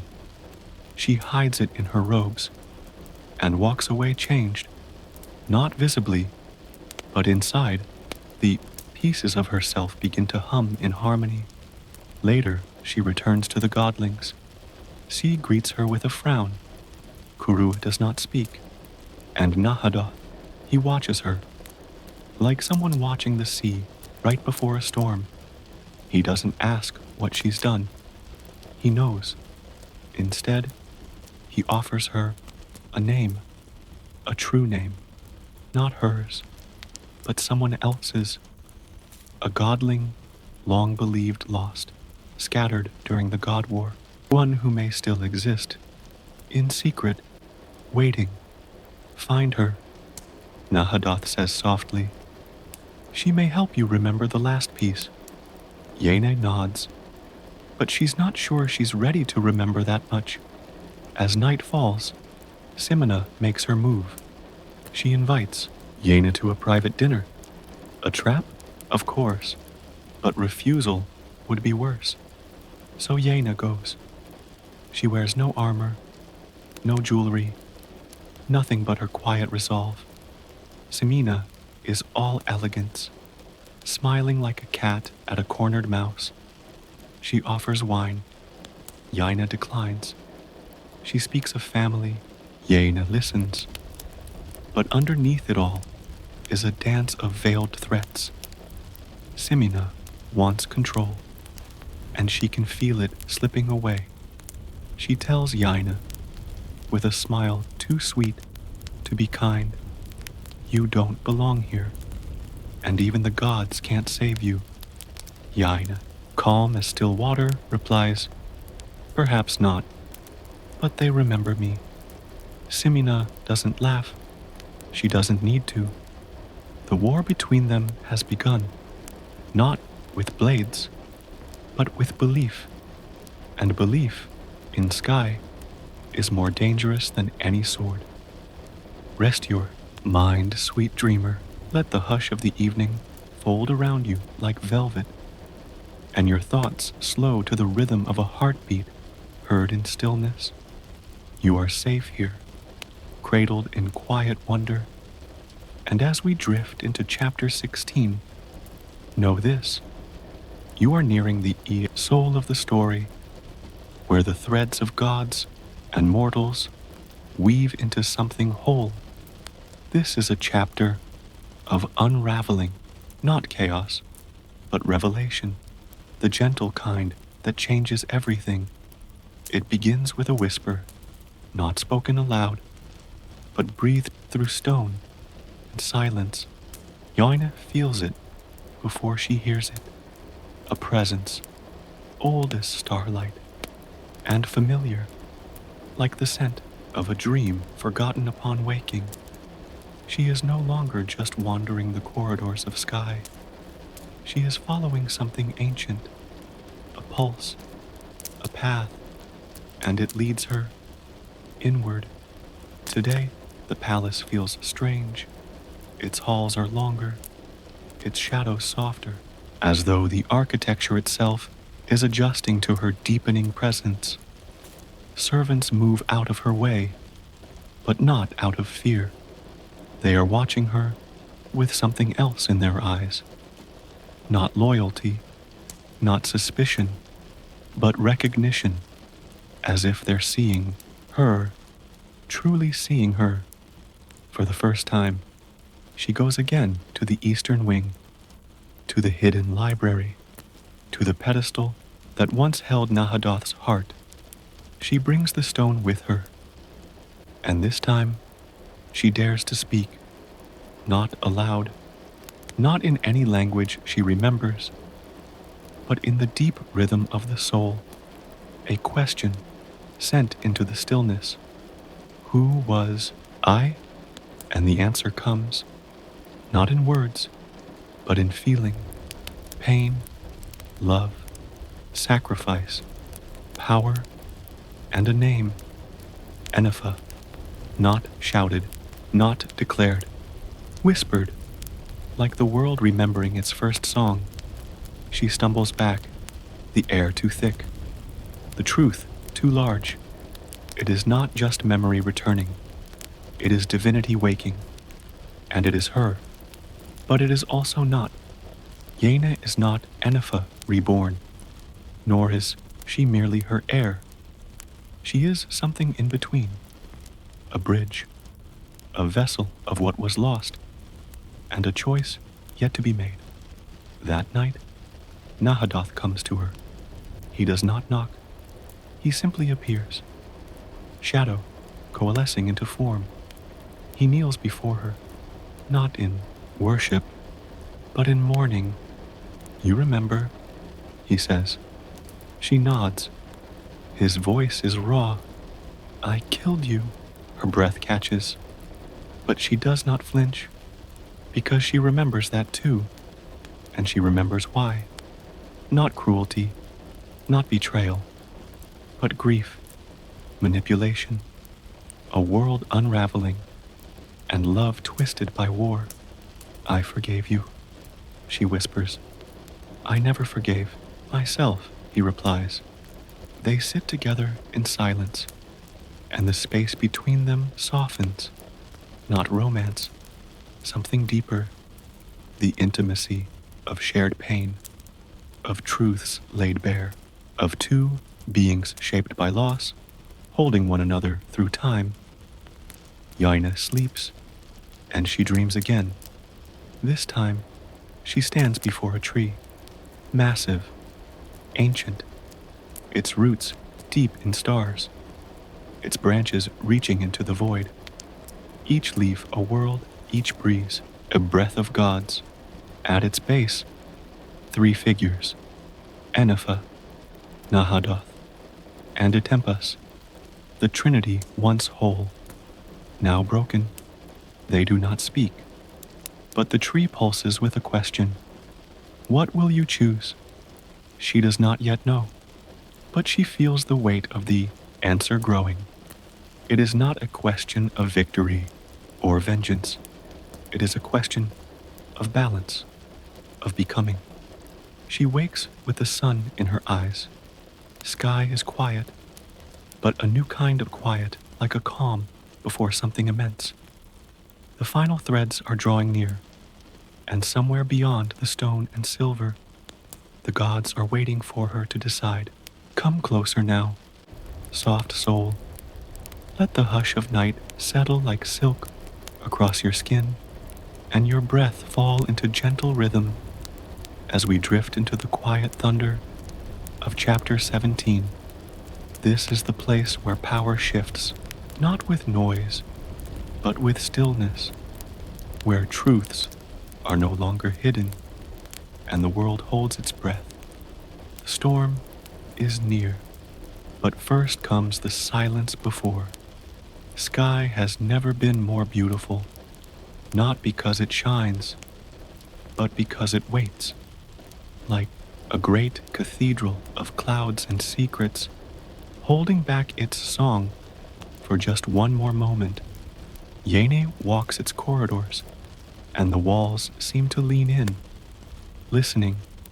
They know what is coming, and they honor her now, not as an outsider, not as an Arameri, but as something far older, something eternal. The gods have grown quiet, not absent, present in a new way, as if they are preparing. Even Sie, so often playful, now watches her with eyes too ancient for his boyish frame. Kurue avoids her. She feels like truth now.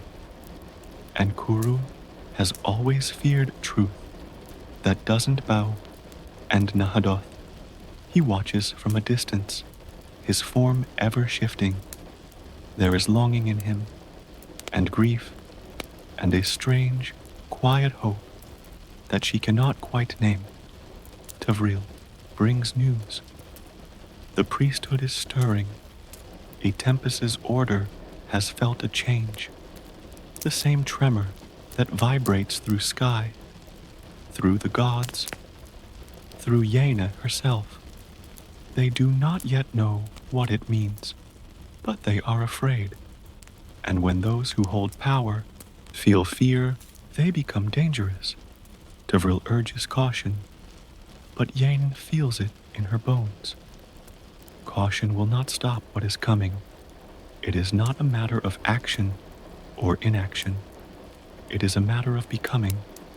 The scriveners speak of symbols, rising again in the dreams of the godslings, old glyphs, forgotten words, and one, in particular, etched in fire behind Yaina's eyelids. Balance, a thing once worshipped, then broken, then silenced. She does not yet speak of it aloud, but the word curls in her chest like a sleeping lion. Later, she goes to the garden again, the high one, the one where things grow in defiance of the sky. She finds Sie waiting there.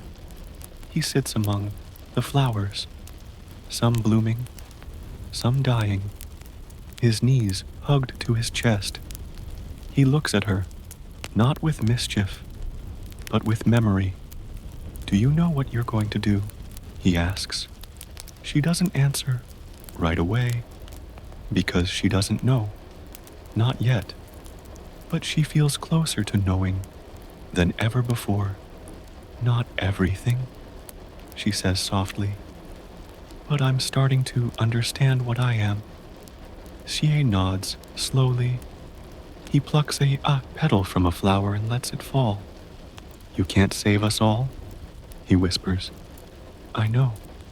But you can unbreak the world. Later still, she meets with Descartes, the grandfather who cursed her, the man who holds the throne, not with honor, but with shadow. He is weaker now, older than his years, and yet still sharp, still dangerous. He speaks of lineage, of bloodlines, and rituals, of the succession. But Yene cuts through his words like mist. I'm not here for the throne, she says. He narrows his eyes. Then what do you want? And for the first time, she says it aloud. I want balance. He scoffs. Because he does not understand. He has lived so long in a world of power and pain that the idea of balance is blasphemy. But Yene is not here to convince him. She is here to witness him. The last breath of a dying world. And perhaps to forgive him, not for his cruelty, but for his fear. Night falls again, soft, thick, waiting. Yene lies in her chambers, and the dreams come once more. But this time, they are clear. She sees Enifa, not as a goddess, but as a woman, tired, loving, broken by hope. She sees Nahadoth, weeping fire. She sees Itempas, standing alone in golden silence, and she hears the voice again. Choose, not a command, an invitation, not a test, but a return. She wakes just before dawn. The sky outside is not yet lit, but the stars are fading. It is the moment between, and she is ready, not for war, not for conquest, but for the truth to rise. Lean in, sleepy soul. Let the hush wrap around you like warm twilight, and your breath flow slow and easy, like rivers winding through starlit valleys. We're nearly there now. The final threads are weaving themselves together, and the world Yene walks is on the edge of something vast. In chapter 18, we cross into the moment before the transformation, where all that has been hidden begins to glow, softly at first, then with the brilliance of remembered light. The morning is strange, still, quiet, but not peaceful. There's a pulse beneath it, a slow, steady rhythm, like the heartbeat of a sleeping god about to wake. Yaina dresses simply, not in silk, not in armor, just in truth, because today is not for appearances, it is for clarity, and clarity does not need adornment. The palace is unusually silent. Even the birds seem to know. Servants move like shadows. The Arameri nobles whisper behind closed doors, and the gods wait. Today is the ceremony of succession, a ritual soaked in tradition and bloodline, a theater of power meant to determine who will inherit the seat of control. But Yaine walks toward it, not as a contestant, nor as a tool. She walks like someone who carries the sky inside her, in the hall of ancestors where the ceremony begins. Descartes sits at the high seat, his skin pale, his eyes wary. Beside him, Simina stands tall and cold, a vision of cruelty wrapped in gold.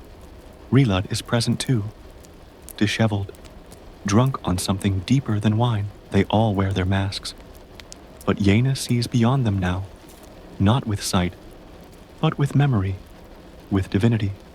The priests begin the rite, old words spoken in languages that no longer live, symbols drawn in air, ash scattered on polished marble. And in the center of the floor, the stone sigil glows. This is where the succession is decided, with names and blood and choice. But Yena does not step forward. She turns instead to the gods who stand quietly near the edges of the chamber.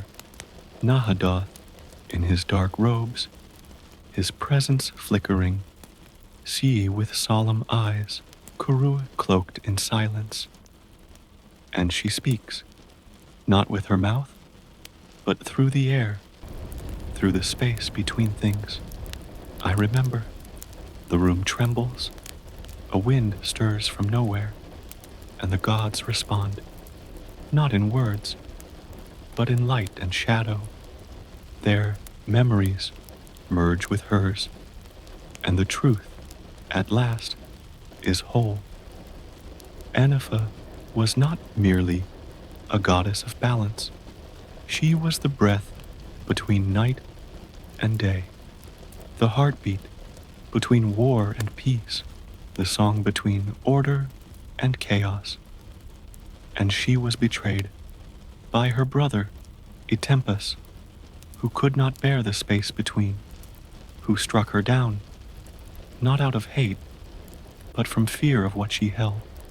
And now, Yene holds what remains, not just the memory, not just the name, but the seed of what could be again. The ceremony begins to unravel.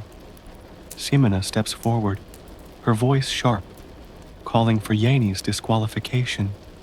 She accuses her of madness, of heresy, of consorting with the gods. And for once, she's not wrong. Yena is consorting with gods. She is something other, but that is not madness. It is remembering. It is becoming. Then, Nahadoth speaks. His voice cracks through the hall, like the quiet before a thunderclap. She carries Anifa. Descartes recoils. The priests fall to their knees. The nobles cry out. But Yene is calm. She stands in the middle of a storm and simply breathes. It is not power she claims. It is purpose. Not to rule the Arameri, but to end the cycle, to break the chains, to balance the scales, to remember the world into something whole. And for that, she must choose, not between Simena and Relad, not even between gods and mortals, but between staying who she was and stepping into what she is meant to be. She looks to Nahadoth, to Sie, to Kurui, to the sky within her, and she says the word that echoes through every realm. Yes, the sigil flares. The chamber fills with wind and stars and silence, and then darkness, not empty, but full, the kind of darkness that holds 1,000 dawns inside it. Close your eyes, dear dreamer. Let the hush of twilight cradle your thoughts, and the soft shimmer of stars kiss your brow. You've come so far through this tale, each chapter a step deeper into wonder, into memory, into self. Now, in chapter 19, we reach the sacred stillness, where endings echo and beginnings breathe. This is not just a chapter, it's a heartbeat, a soft exhale from the lungs of the universe. Let us drift there together. Darkness at first, but not the kind to fear. This is the warm dark, the kind you fall into when you close your eyes to sleep, the kind that wraps you in velvet silence and says, "You are safe here. Yene floats within it, not lost, not afraid, but in between. The world she knew is slipping away, like mist in morning light, and something new is rising within her, slowly, surely, with grace. She sees herself reflected, not in mirrors, but in memory, every version she's ever been. The girl who buried her mother, the child who walked the plains of Dar, the heir who stood trembling in sky, the woman who loved gods and dared to speak. They are all here, woven together like threads in a night sky tapestry. She is not one thing, she is many, and in this place, she is whole. Nehadoth is near.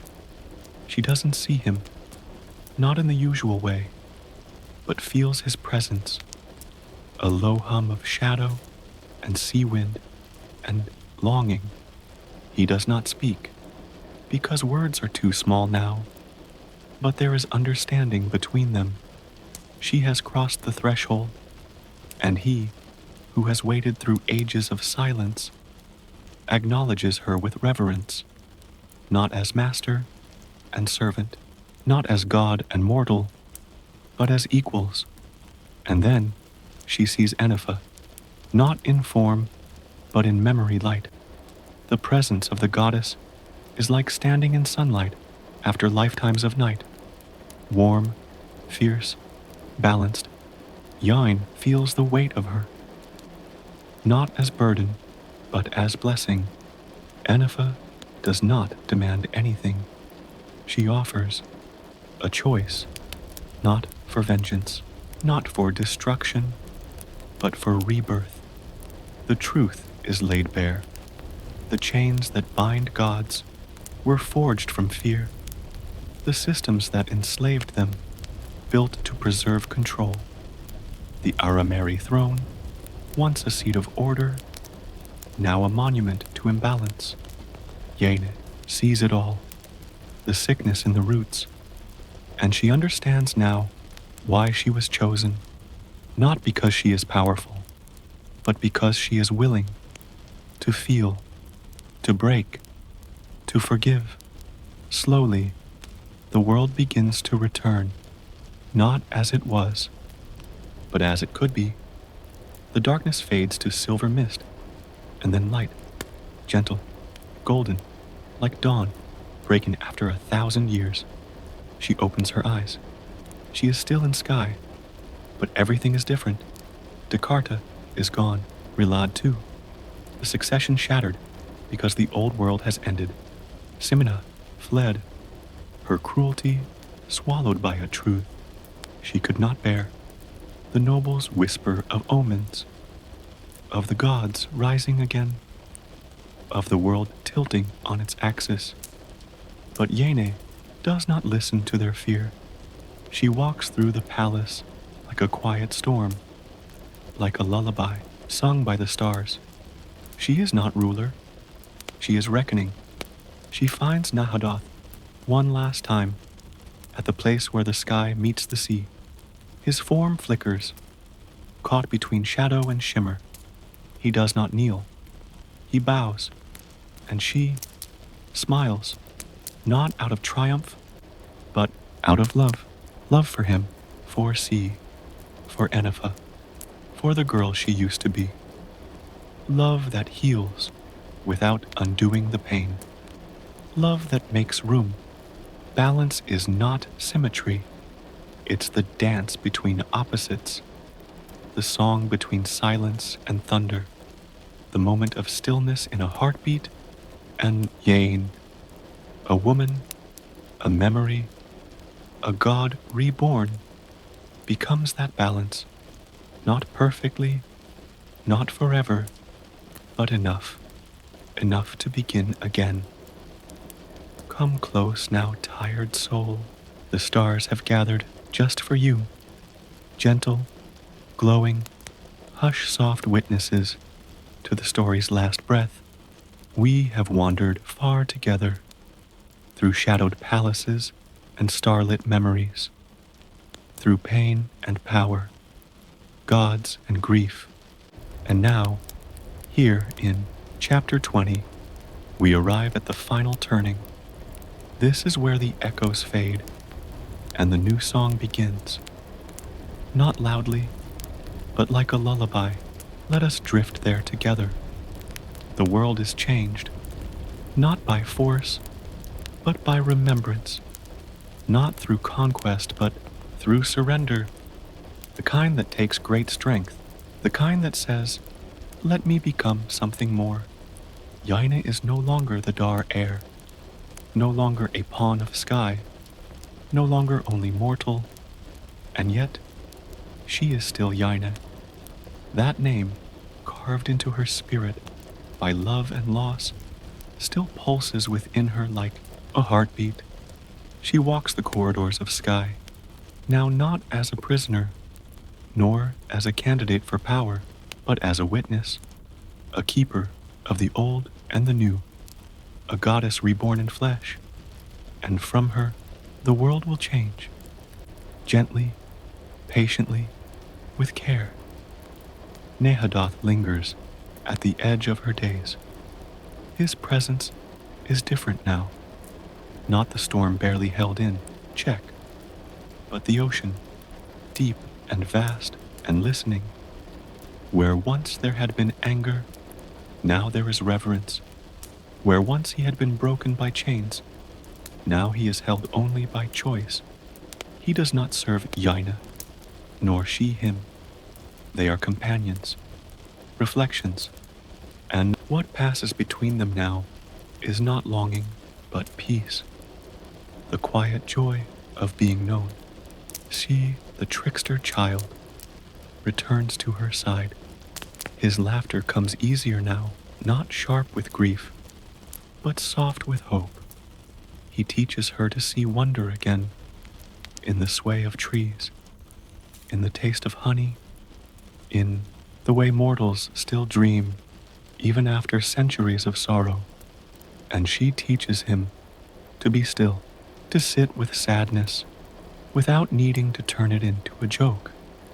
They grow together, these two broken pieces of a goddess's heart, and in their laughter and silence, Enifa lives again, not as a shadow of the past, but as a promise. The mortal world stirs. The Aramere, once untouchable, begin to unravel. Some flee, clinging to fading power.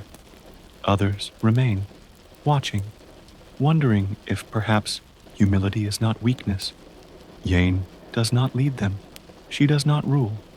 She invites, and those who listen, those who choose to remember balance, to walk beside, not above, begin the slow, gentle work of rebuilding, not the old empire, but something new, something rooted in truth.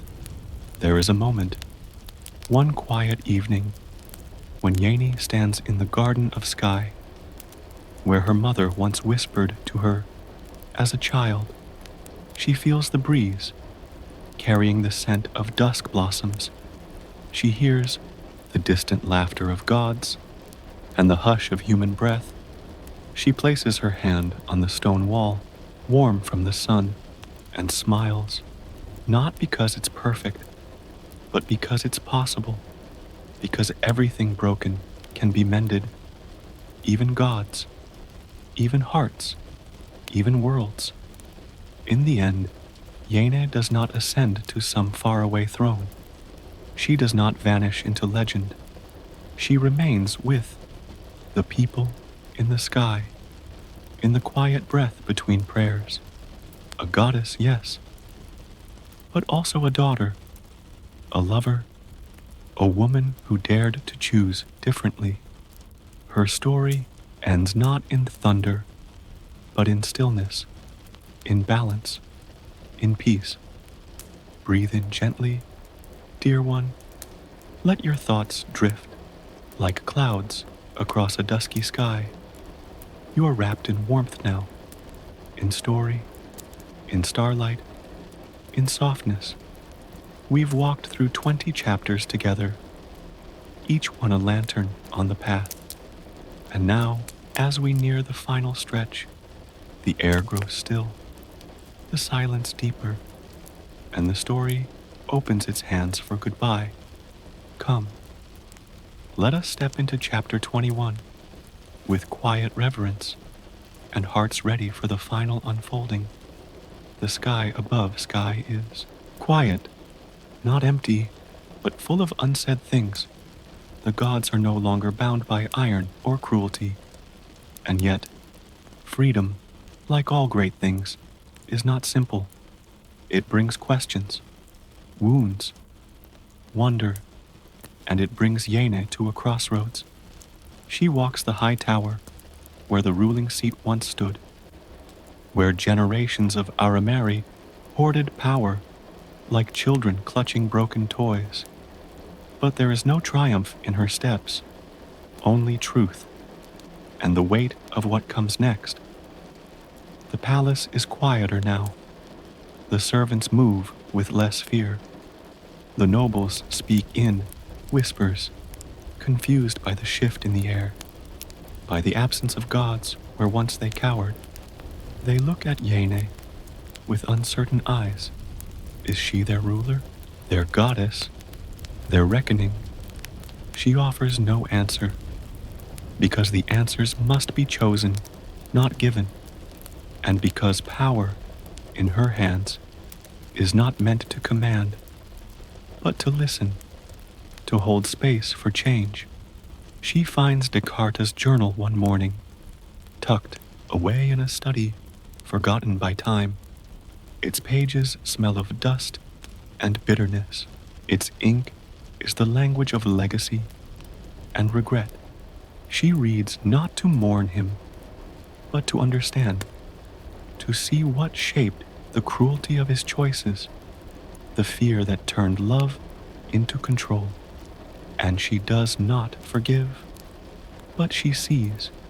She sees the chain of pain passed from one generation to the next, and she decides, quietly, to end it, not with vengeance, but with absence. She will not pass it on. Nahadoth comes to her that night, his form coiled in wind and darkness, his eyes soft. He does not ask what she will do. He only watches, like the sea waiting for the moon's pull, and she tells him that sky will be left behind, that the Arameri must find their own way, without the crutch of godhood, without the illusion of divine favor, that she will not stay here, among cold stone and cruel history.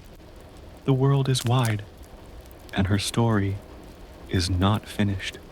Sie dances around, her feet, trying to pretend he is not sad, but his eyes, oh, those ancient, childlike eyes, they shimmer with goodbye.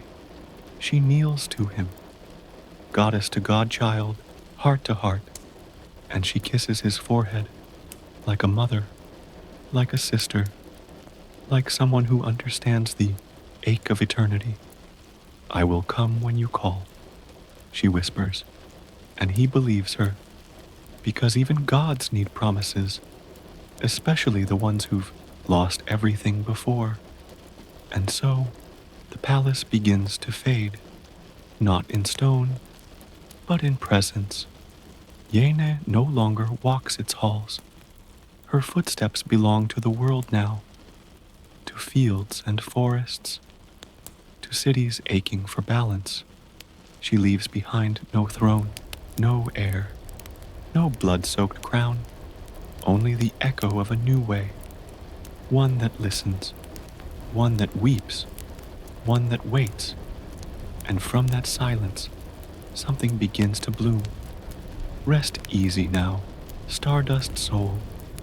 Let your heart grow quiet, like twilight settling gently on the edge of the world.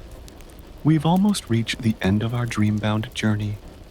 Only whispers remain, and in chapter 22, those whispers begin to bloom into something sacred, Not an ending, but a beginning in disguise. So close your eyes, and let's float there together. Sky lies behind her now, its tall spires, its veiled chambers, its shadows of old gods and older wounds. They are part of Yene still, woven into her like constellations, but they no longer define her.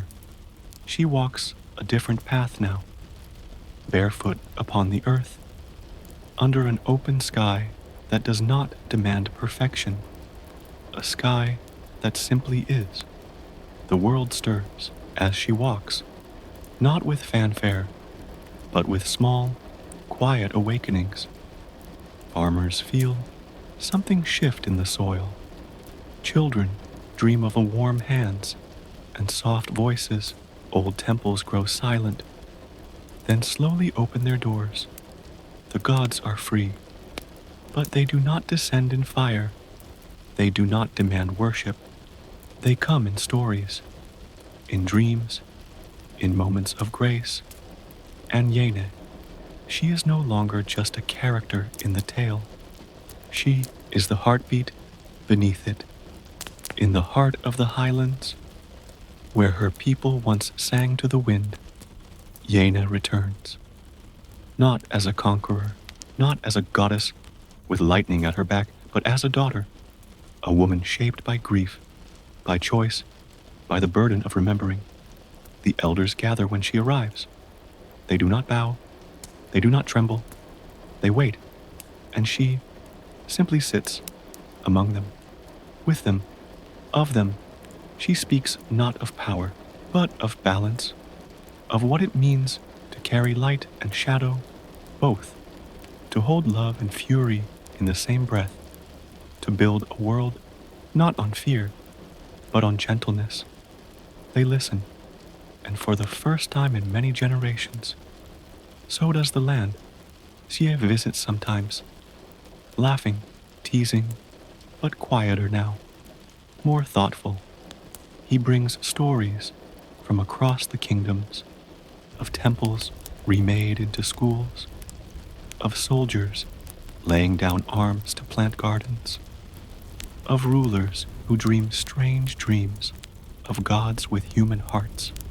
He asks Yaina, what comes next? She tells him, we live, and he nods, as if that is answer enough, because it is. As for Nahadoth, he does not stay. He is the night, after all, forever moving, forever vast. But Yena feels him everywhere, in the hush before dawn, in the sea's sighing breath, in the ache of longing and the comfort of knowing their love was not meant to be bound. It was meant to flow, to rise and recede like tides, and in that rhythm they remain connected beyond time, beyond form, beyond words. One evening, as the sun kisses the hills goodnight, Yene stands at the edge of a cliff and closes her eyes. The wind lifts her hair, soft as a blessing. The stars blink awake, each one a memory, and she smiles. Because the world has changed, because she has changed it, not with swords, not with crowns, but with courage, with choice, with love. Hush now, moonlit soul, the final page awaits. You've walked the winding path with care and courage, each step a soft-footed echo through towers, gods, and memory. And now, here at chapter 23, we find the last light flickering low, not to end the story, but to cradle it, to place it gently into your hands as you drift into the warm waters of sleep. Come close, let's let it unfold together. It begins not with thunder, nor with prophecy, but with quiet, a stillness, like snowfall on stone, the hush that comes after forgiveness, after change, Yena sits beneath an open sky. No throne, no crown, just earth beneath her and stars above. Around her, life continues. Children laugh in the distance. A breeze carries the scent of ashwood and honey. Someone hums a lullaby she doesn't quite remember, but her soul sways to it all the same. This is the world she helped reshape, a world where divinity does not demand, but offers, where gods are not jailers, but witnesses, where power is not the end of the road, but the beginning of something gentler. She does not need to be seen. There are no statues in her image, no priests chant her name, and yet the land remembers her. The wind knows her steps. The rain hums her sorrows. The roots of trees, deep and slow, whisper her story to one another beneath the soil. She is everywhere and nowhere, not absent, just free. C visits one last time. He's taller now, just slightly, more solemn. He does not laugh when he arrives. Instead, he sits beside her, their legs crossed, their hands in the grass. They speak of small things, weather, dreams, fruit seasons. And then he asks, "Are you happy?" She pauses. The sky above them blooms with stars. The wind shifts direction, tugging at the edge of dusk. And she says, yes, not the happiness of easy joy, but the kind earned through fire and tenderness, the kind that lives alongside sorrow and still blooms anyway, the kind that means, I am whole. He smiles, quiet and true. Then he vanishes, not gone, just elsewhere, as gods often are. One final vision comes, not of sky, not of death, but of her mother. Kenneth stands beside her in the dream, older, softer, no weight of legacy on her shoulders, just love. They do not speak. They do not need to. In that silence, Yane feels the answer to every question she's ever asked. And when she wakes, she feels her mother's hand in her own, just for a moment, just enough. There is no monument to Yainadar, no official record that can hold the shape of what she became. But the world knows her, the gods remember, and in the quiet hearts of mortals who choose kindness over cruelty, balance over ambition, love over control, she lives, not in fire, in warmth, not in rule, in rhythm, not as queen, but as echo, as possibility, as peace. And so, dear dreamer, the 100,000 kingdoms draws to a close, but don't think of it as an ending.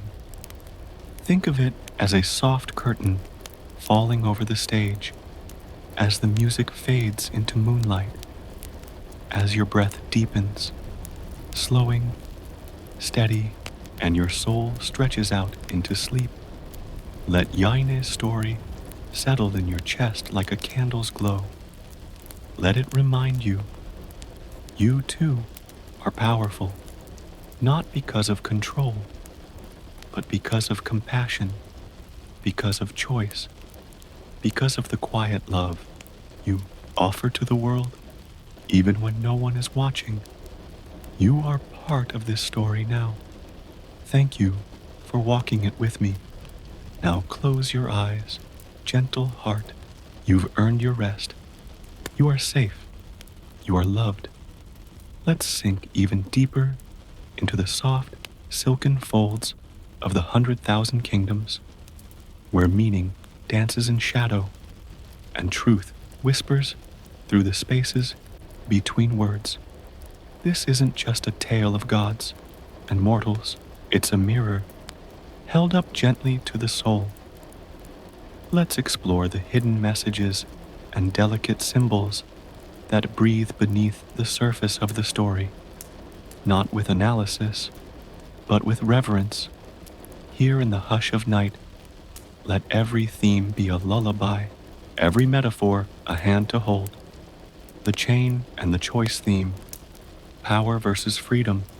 Throughout the story, gods wear chains, mortals wear expectations, and every palace corridor echoes with the quiet grief of those who were never allowed to choose. Sky, the towering city in the clouds, is both a sanctuary and prison. It gleams with power, but inside its walls, freedom is a myth. Yene, Nahadoth, see, even Descartes, they are all in their own ways shackled by blood, by memory, by history that refuses to let them go. And yet, the story does not end in rebellion. It ends in release, not through force, but through the soft revolution of empathy. Yene's greatest act of power is not her rise to godhood, but her refusal to dominate. She listens, she loves, she lets go, and in that letting go, the story whispers to us, true freedom is not escape. It is the sacred ability to choose tenderness in a world that teaches fear. The night that waited symbol, Nahadoth, as the inner self. Nahadoth, the god of night, of change, of chaos, may at first seem like danger incarnate, but look closer. He is not violence. He is vulnerability. The swirling, ungraspable part of us we're told to hide. He shifts forms. He cannot be contained. He embodies the truth that we are not static beings. We are many selves, layered and luminous. And when Yene touches him, not with fear, but with acceptance, she touches that part within herself, the part that doesn't fit, the part that resists definition, the part that is raw and real. Nahadoth is not just a god. He is the mirror of our most unguarded self, and a reminder that darkness is not always the enemy.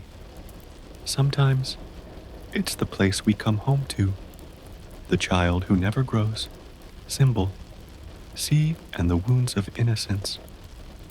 See, the ever-young god of childhood is the embodiment of innocence that has been broken but refuses to fade. He is laughter-laced with loneliness, playfulness weighed down by centuries of sorrow. His childlike form is not a gift. It is a curse. He reminds us how pain, when unhealed, can keep us frozen, stuck in patterns, trapped in versions of ourselves that no longer serve us. And yet, his arc is not despair, it is hope. Through his connection to Yane, he begins to trust again, to change, if only a little, and that small shift is a quiet miracle. C tells us, even the wounds we carry from childhood, the ones buried deepest, can soften, not by forgetting, but by being seen. The dying world theme, legacy and the collapse of old system sky, is beautiful, but beauty here is brittle. It is a castle built on bones, on ancient power, on gods forced into servitude to uphold a family's illusion of divinity. The Arameri have long ruled through fear, through erasure, through control. But what happens when the world no longer accepts that truth? Yena's journey slowly, softly erodes this empire, not by raising an army, but by refusing to play by its rules. She loves, she questions, she remembers, and through that remembering, the illusion crumbles. Old systems do not fall with a scream, the story seems to say. They fall with a sigh when someone chooses not to be afraid anymore. The mother's silence theme, the unspoken love Kenneth. Dar haunts this story like a fading melody, always just out of reach. She left without explanation. She made hard choices. She hurt her daughter without meaning to, and yet her presence is everywhere, in the small rituals Yena remembers, in the inherited strength she carries, in the truths Kenneth tried, desperately, to protect. Sometimes love is not loud. Sometimes it is not perfect. Sometimes it is a letter never sent, a lullaby hummed through closed doors, a last sacrifice never explained. Kenneth shows us even silence can be full of love. Even distance can hold devotion. And sometimes the ones who leave us too soon never really leave at all. The 100,000 Kingdoms, symbol, fragmentation, and the dream of unity. The title itself holds a subtle message, 100,000 kingdoms, each with its own flag, its own fear, its own fragile rule. It sounds grand, but it also sounds lonely, divided, disconnected.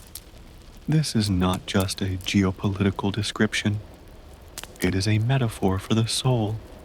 We, too, contain multitudes, conflicting desires, warring emotions, the past tugging against the present. But just as Yaine brings together gods and bloodlines, just as she reconciles her identities, we are invited to do the same. Bring your pieces home, the story whispers. You do not have to be just one thing. You are many, and you are still whole. A lullaby of meaning in the end. The 100,000 Kingdoms is not about domination. It's not about who sits on the throne. It's not about godhood. It's about transformation. It's about choosing empathy over legacy, truth over tradition, love, quiet, unconditional love over control. These hidden messages are not locked behind riddles. They are there, in plain sight, if we listen gently enough. They tell us, you are allowed to question the systems you were born into. You are allowed to carry your pain without letting it define you. You are allowed to be powerful without ever raising your voice. And most of all, you are allowed to be many things, wild and soft, wounded and wise, raging and restful, and still be worthy of love, always. So, rest easy now, starlit dreamer. You've seen the truth beneath the tale. You've touched the deeper meaning. Let it cradle your heart now, like moonlight over water. Let's take a slow, starlit walk through the life behind the story, the life of a writer who dreamed of gods, but never forgot the people who walk beneath them. We're drifting now into a gentle remembering, into the story of N.K. Jemisin, the woman who gave voice to chaos and love to the night. A girl who asked big questions once upon a time in the quiet corners of the American South. A young girl named Nora Keita Jemisin was born. She came into the world on September 19th, 1972, carrying the rhythm of two very different worlds inside her. Her father, from the South, a man of quiet intellect and curiosity. Her mother, a bright and vibrant teacher from Brooklyn, New York. And so, Nora grew up between places, splitting time between Alabama and New York. Two landscapes as different as gods and mortals, each holding its own kind of magic and challenge.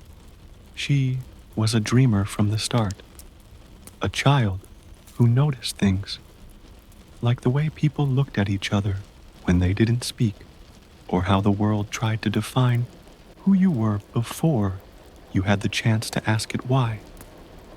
Books became her refuge.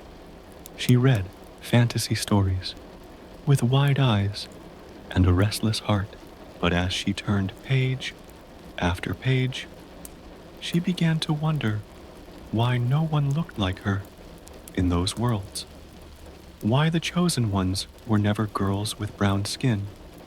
Why power always looked the same. And she began to imagine something different, not out of anger, but out of longing. Longing for a story that felt like home. Becoming N.K. Jemisin. She didn't become an author overnight.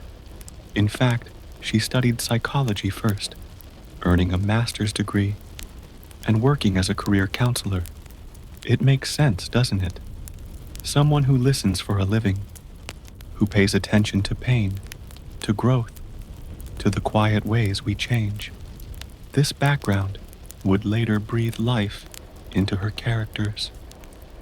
People who feel deeply, who wrestle with impossible choices, who grow not in grand speeches, but in moments of honesty. She wrote stories in her spare time, juggling jobs, doubts, and deadlines. And like many dreamers, she faced rejection over and over. But she kept writing because the stories inside her were too loud to ignore. A voice that shook the sky in 2010. After years of perseverance, N.K. Jemisin published her debut novel, The 100,000 Kingdoms. It was like nothing the fantasy world had seen.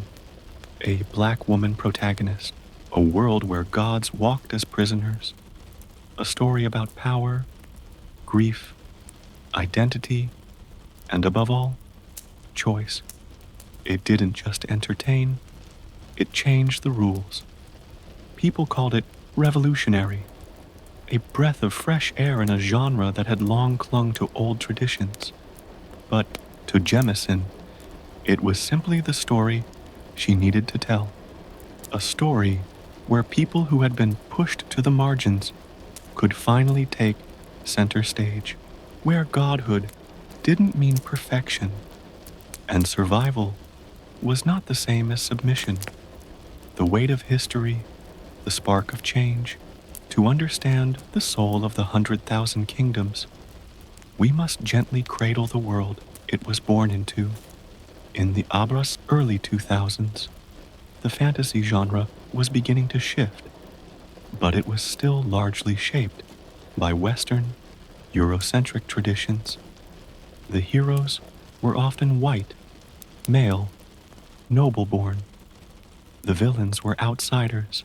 The magic was clean, structured, orderly. But Jemisin didn't come from that tradition alone. Her lens was shaped by Black identity, by the echoes of colonialism, by the ache of being othered, by the knowing that power can imprison as easily as it can protect. And so, her world is not clean. It is raw, complex, layered with the residue of injustice and resistance. The gods in her novel are not perfect beings above humanity. They are reflections of it. Wounded, angry, yearning for connection. And the ruling Arameri family, they are not just rulers. They are colonizers, preservers of systems that destroy what they cannot control. These are not abstract ideas. They are drawn from history, from slavery, from empire, from the inherited trauma passed down through generations. But Jemisin never lets the pain drown the story. Instead, she threads in healing, hope, new paths. because her stories are not about recreating the past. They're about imagining a different future. God's love and the power of listening at its core. The 100,000 Kingdoms is a deeply emotional book, not just because of the plot, but because of what it asks of us: to feel, to witness, to listen. Yane is not a typical fantasy heroine. She doesn't wield a sword or command armies. She listens. She mourns. She asks questions that no one else dares to ask. This gentle kind of strength, quiet, intuitive, empathic, is part of Jemisin's signature. It challenges the idea that power must be loud to be real. Instead, she shows us that the deepest power is the ability to choose love in a world that punishes tenderness, to hold space for the divine, and still ask it to be kind. The author, as dream midwife Jemisin, once said, "I write because I believe the world we live in is deeply flawed, and fantasy gives me a way to imagine how it could be different." This is the heart of her work. She is not just an author, she is a dream midwife, helping us birth new visions of what could be, stories where love is not weakness, where chaos can be sacred, and where broken systems don't have to last forever. Her own journey mirrors her characters, a woman who stepped into spaces that told her she didn't belong, and rewrote the narrative, softly, boldly, unapologetically. Ripples of influence after the 100,000 Kingdoms.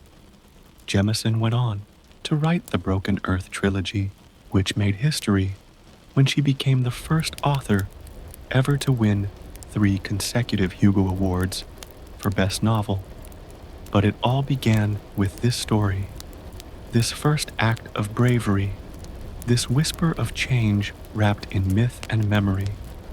And with it, she opened the door for others to step through. Writers of color, queer writers, dreamers who felt like their stories weren't allowed in the castle of fantasy. Now they are, because she opened the gate. A quiet revolution. As you rest beneath the folds of this story, remember the woman who wrote it, not with anger, but with compassion, not with a hammer, but with a harp. Her words are music, her stories, spells of healing. And though the world she built is filled with gods, its greatest magic is the very human act of choosing love where none was expected. N.K. Jemisin showed us that fantasy doesn't have to escape reality. It can transform it, and tonight, as you close your eyes, may her story transform something in you, something tender, something brave, something that knows you are allowed to write your own myth, and your softness, your listening, your dreaming, your becoming is not weakness, it is sacred. Dear soul, let's bring this journey to a close, softly and slowly, like the final notes of a lullaby carried on the breeze. Here's the final thoughts and emotional closure section, wrapped in warmth, wonder, and gentle reflection. Hey there, sleepy heart. We've come to the end of a long, winding road through the 100,000 Kingdoms, a tale woven with threads of divinity and mortality, of love and sacrifice, of freedom and the quiet courage to claim oneself. And now, with the story resting gently behind us, let's take a moment to breathe in and out. Feel the quiet hush of the night settle around you. Let your shoulders soften. Let your thoughts drift like leaves on a still river. Because this is the part where we let go. This book, this beautiful storm of myth and memory, wasn't just a tale about gods or empires. It was a story about becoming, about rising from the ashes of grief, learning to trust the ache of your own heart, and finding the courage to love even when it hurts. We walked beside Yene as she stepped into a world that tried to swallow her whole. We watched her discover the truth of her blood, the ache of loss, and the fire in her soul that could not be extinguished. She wasn't the strongest in sword or sorcery, but she was mighty in spirit. She stood, even when everything around her tried to make her kneel. And that, perhaps, is the truest magic of all. We also met gods, not distant beings of perfection, but broken, burning, aching things. Nahadoth, the Night Lord, who shimmered like shadow in starlight, taught us that love can bloom in the most unexpected places, and that even chaos has its longing. She, the eternal child, danced on the edge of laughter and loneliness, reminding us how fragile innocence becomes when touched by time. And Itempas, the bright, cold order of the sky, showed us how even gods must face the weight of their choices. These weren't just divine figures, they were mirrors, reflecting back our fears, our flaws, our hopes, because in every great story, we find not just escape, but understanding. And in the soft quiet after the final page, we see a little more clearly who we are too. As you lie here now, wrapped in quiet, I want you to know something. You, dear listener, are made of stories too. Your scars are sacred lines in your narrative. Your dreams, however soft, however whispered, are powerful. And like Yena, you have the right to take up space in the world, to say, I am not yours, I am mine, to reclaim the pieces of yourself that were once given away. Let this story remind you that even in your quietest moments, you are strong. Even in sorrow, you are sacred.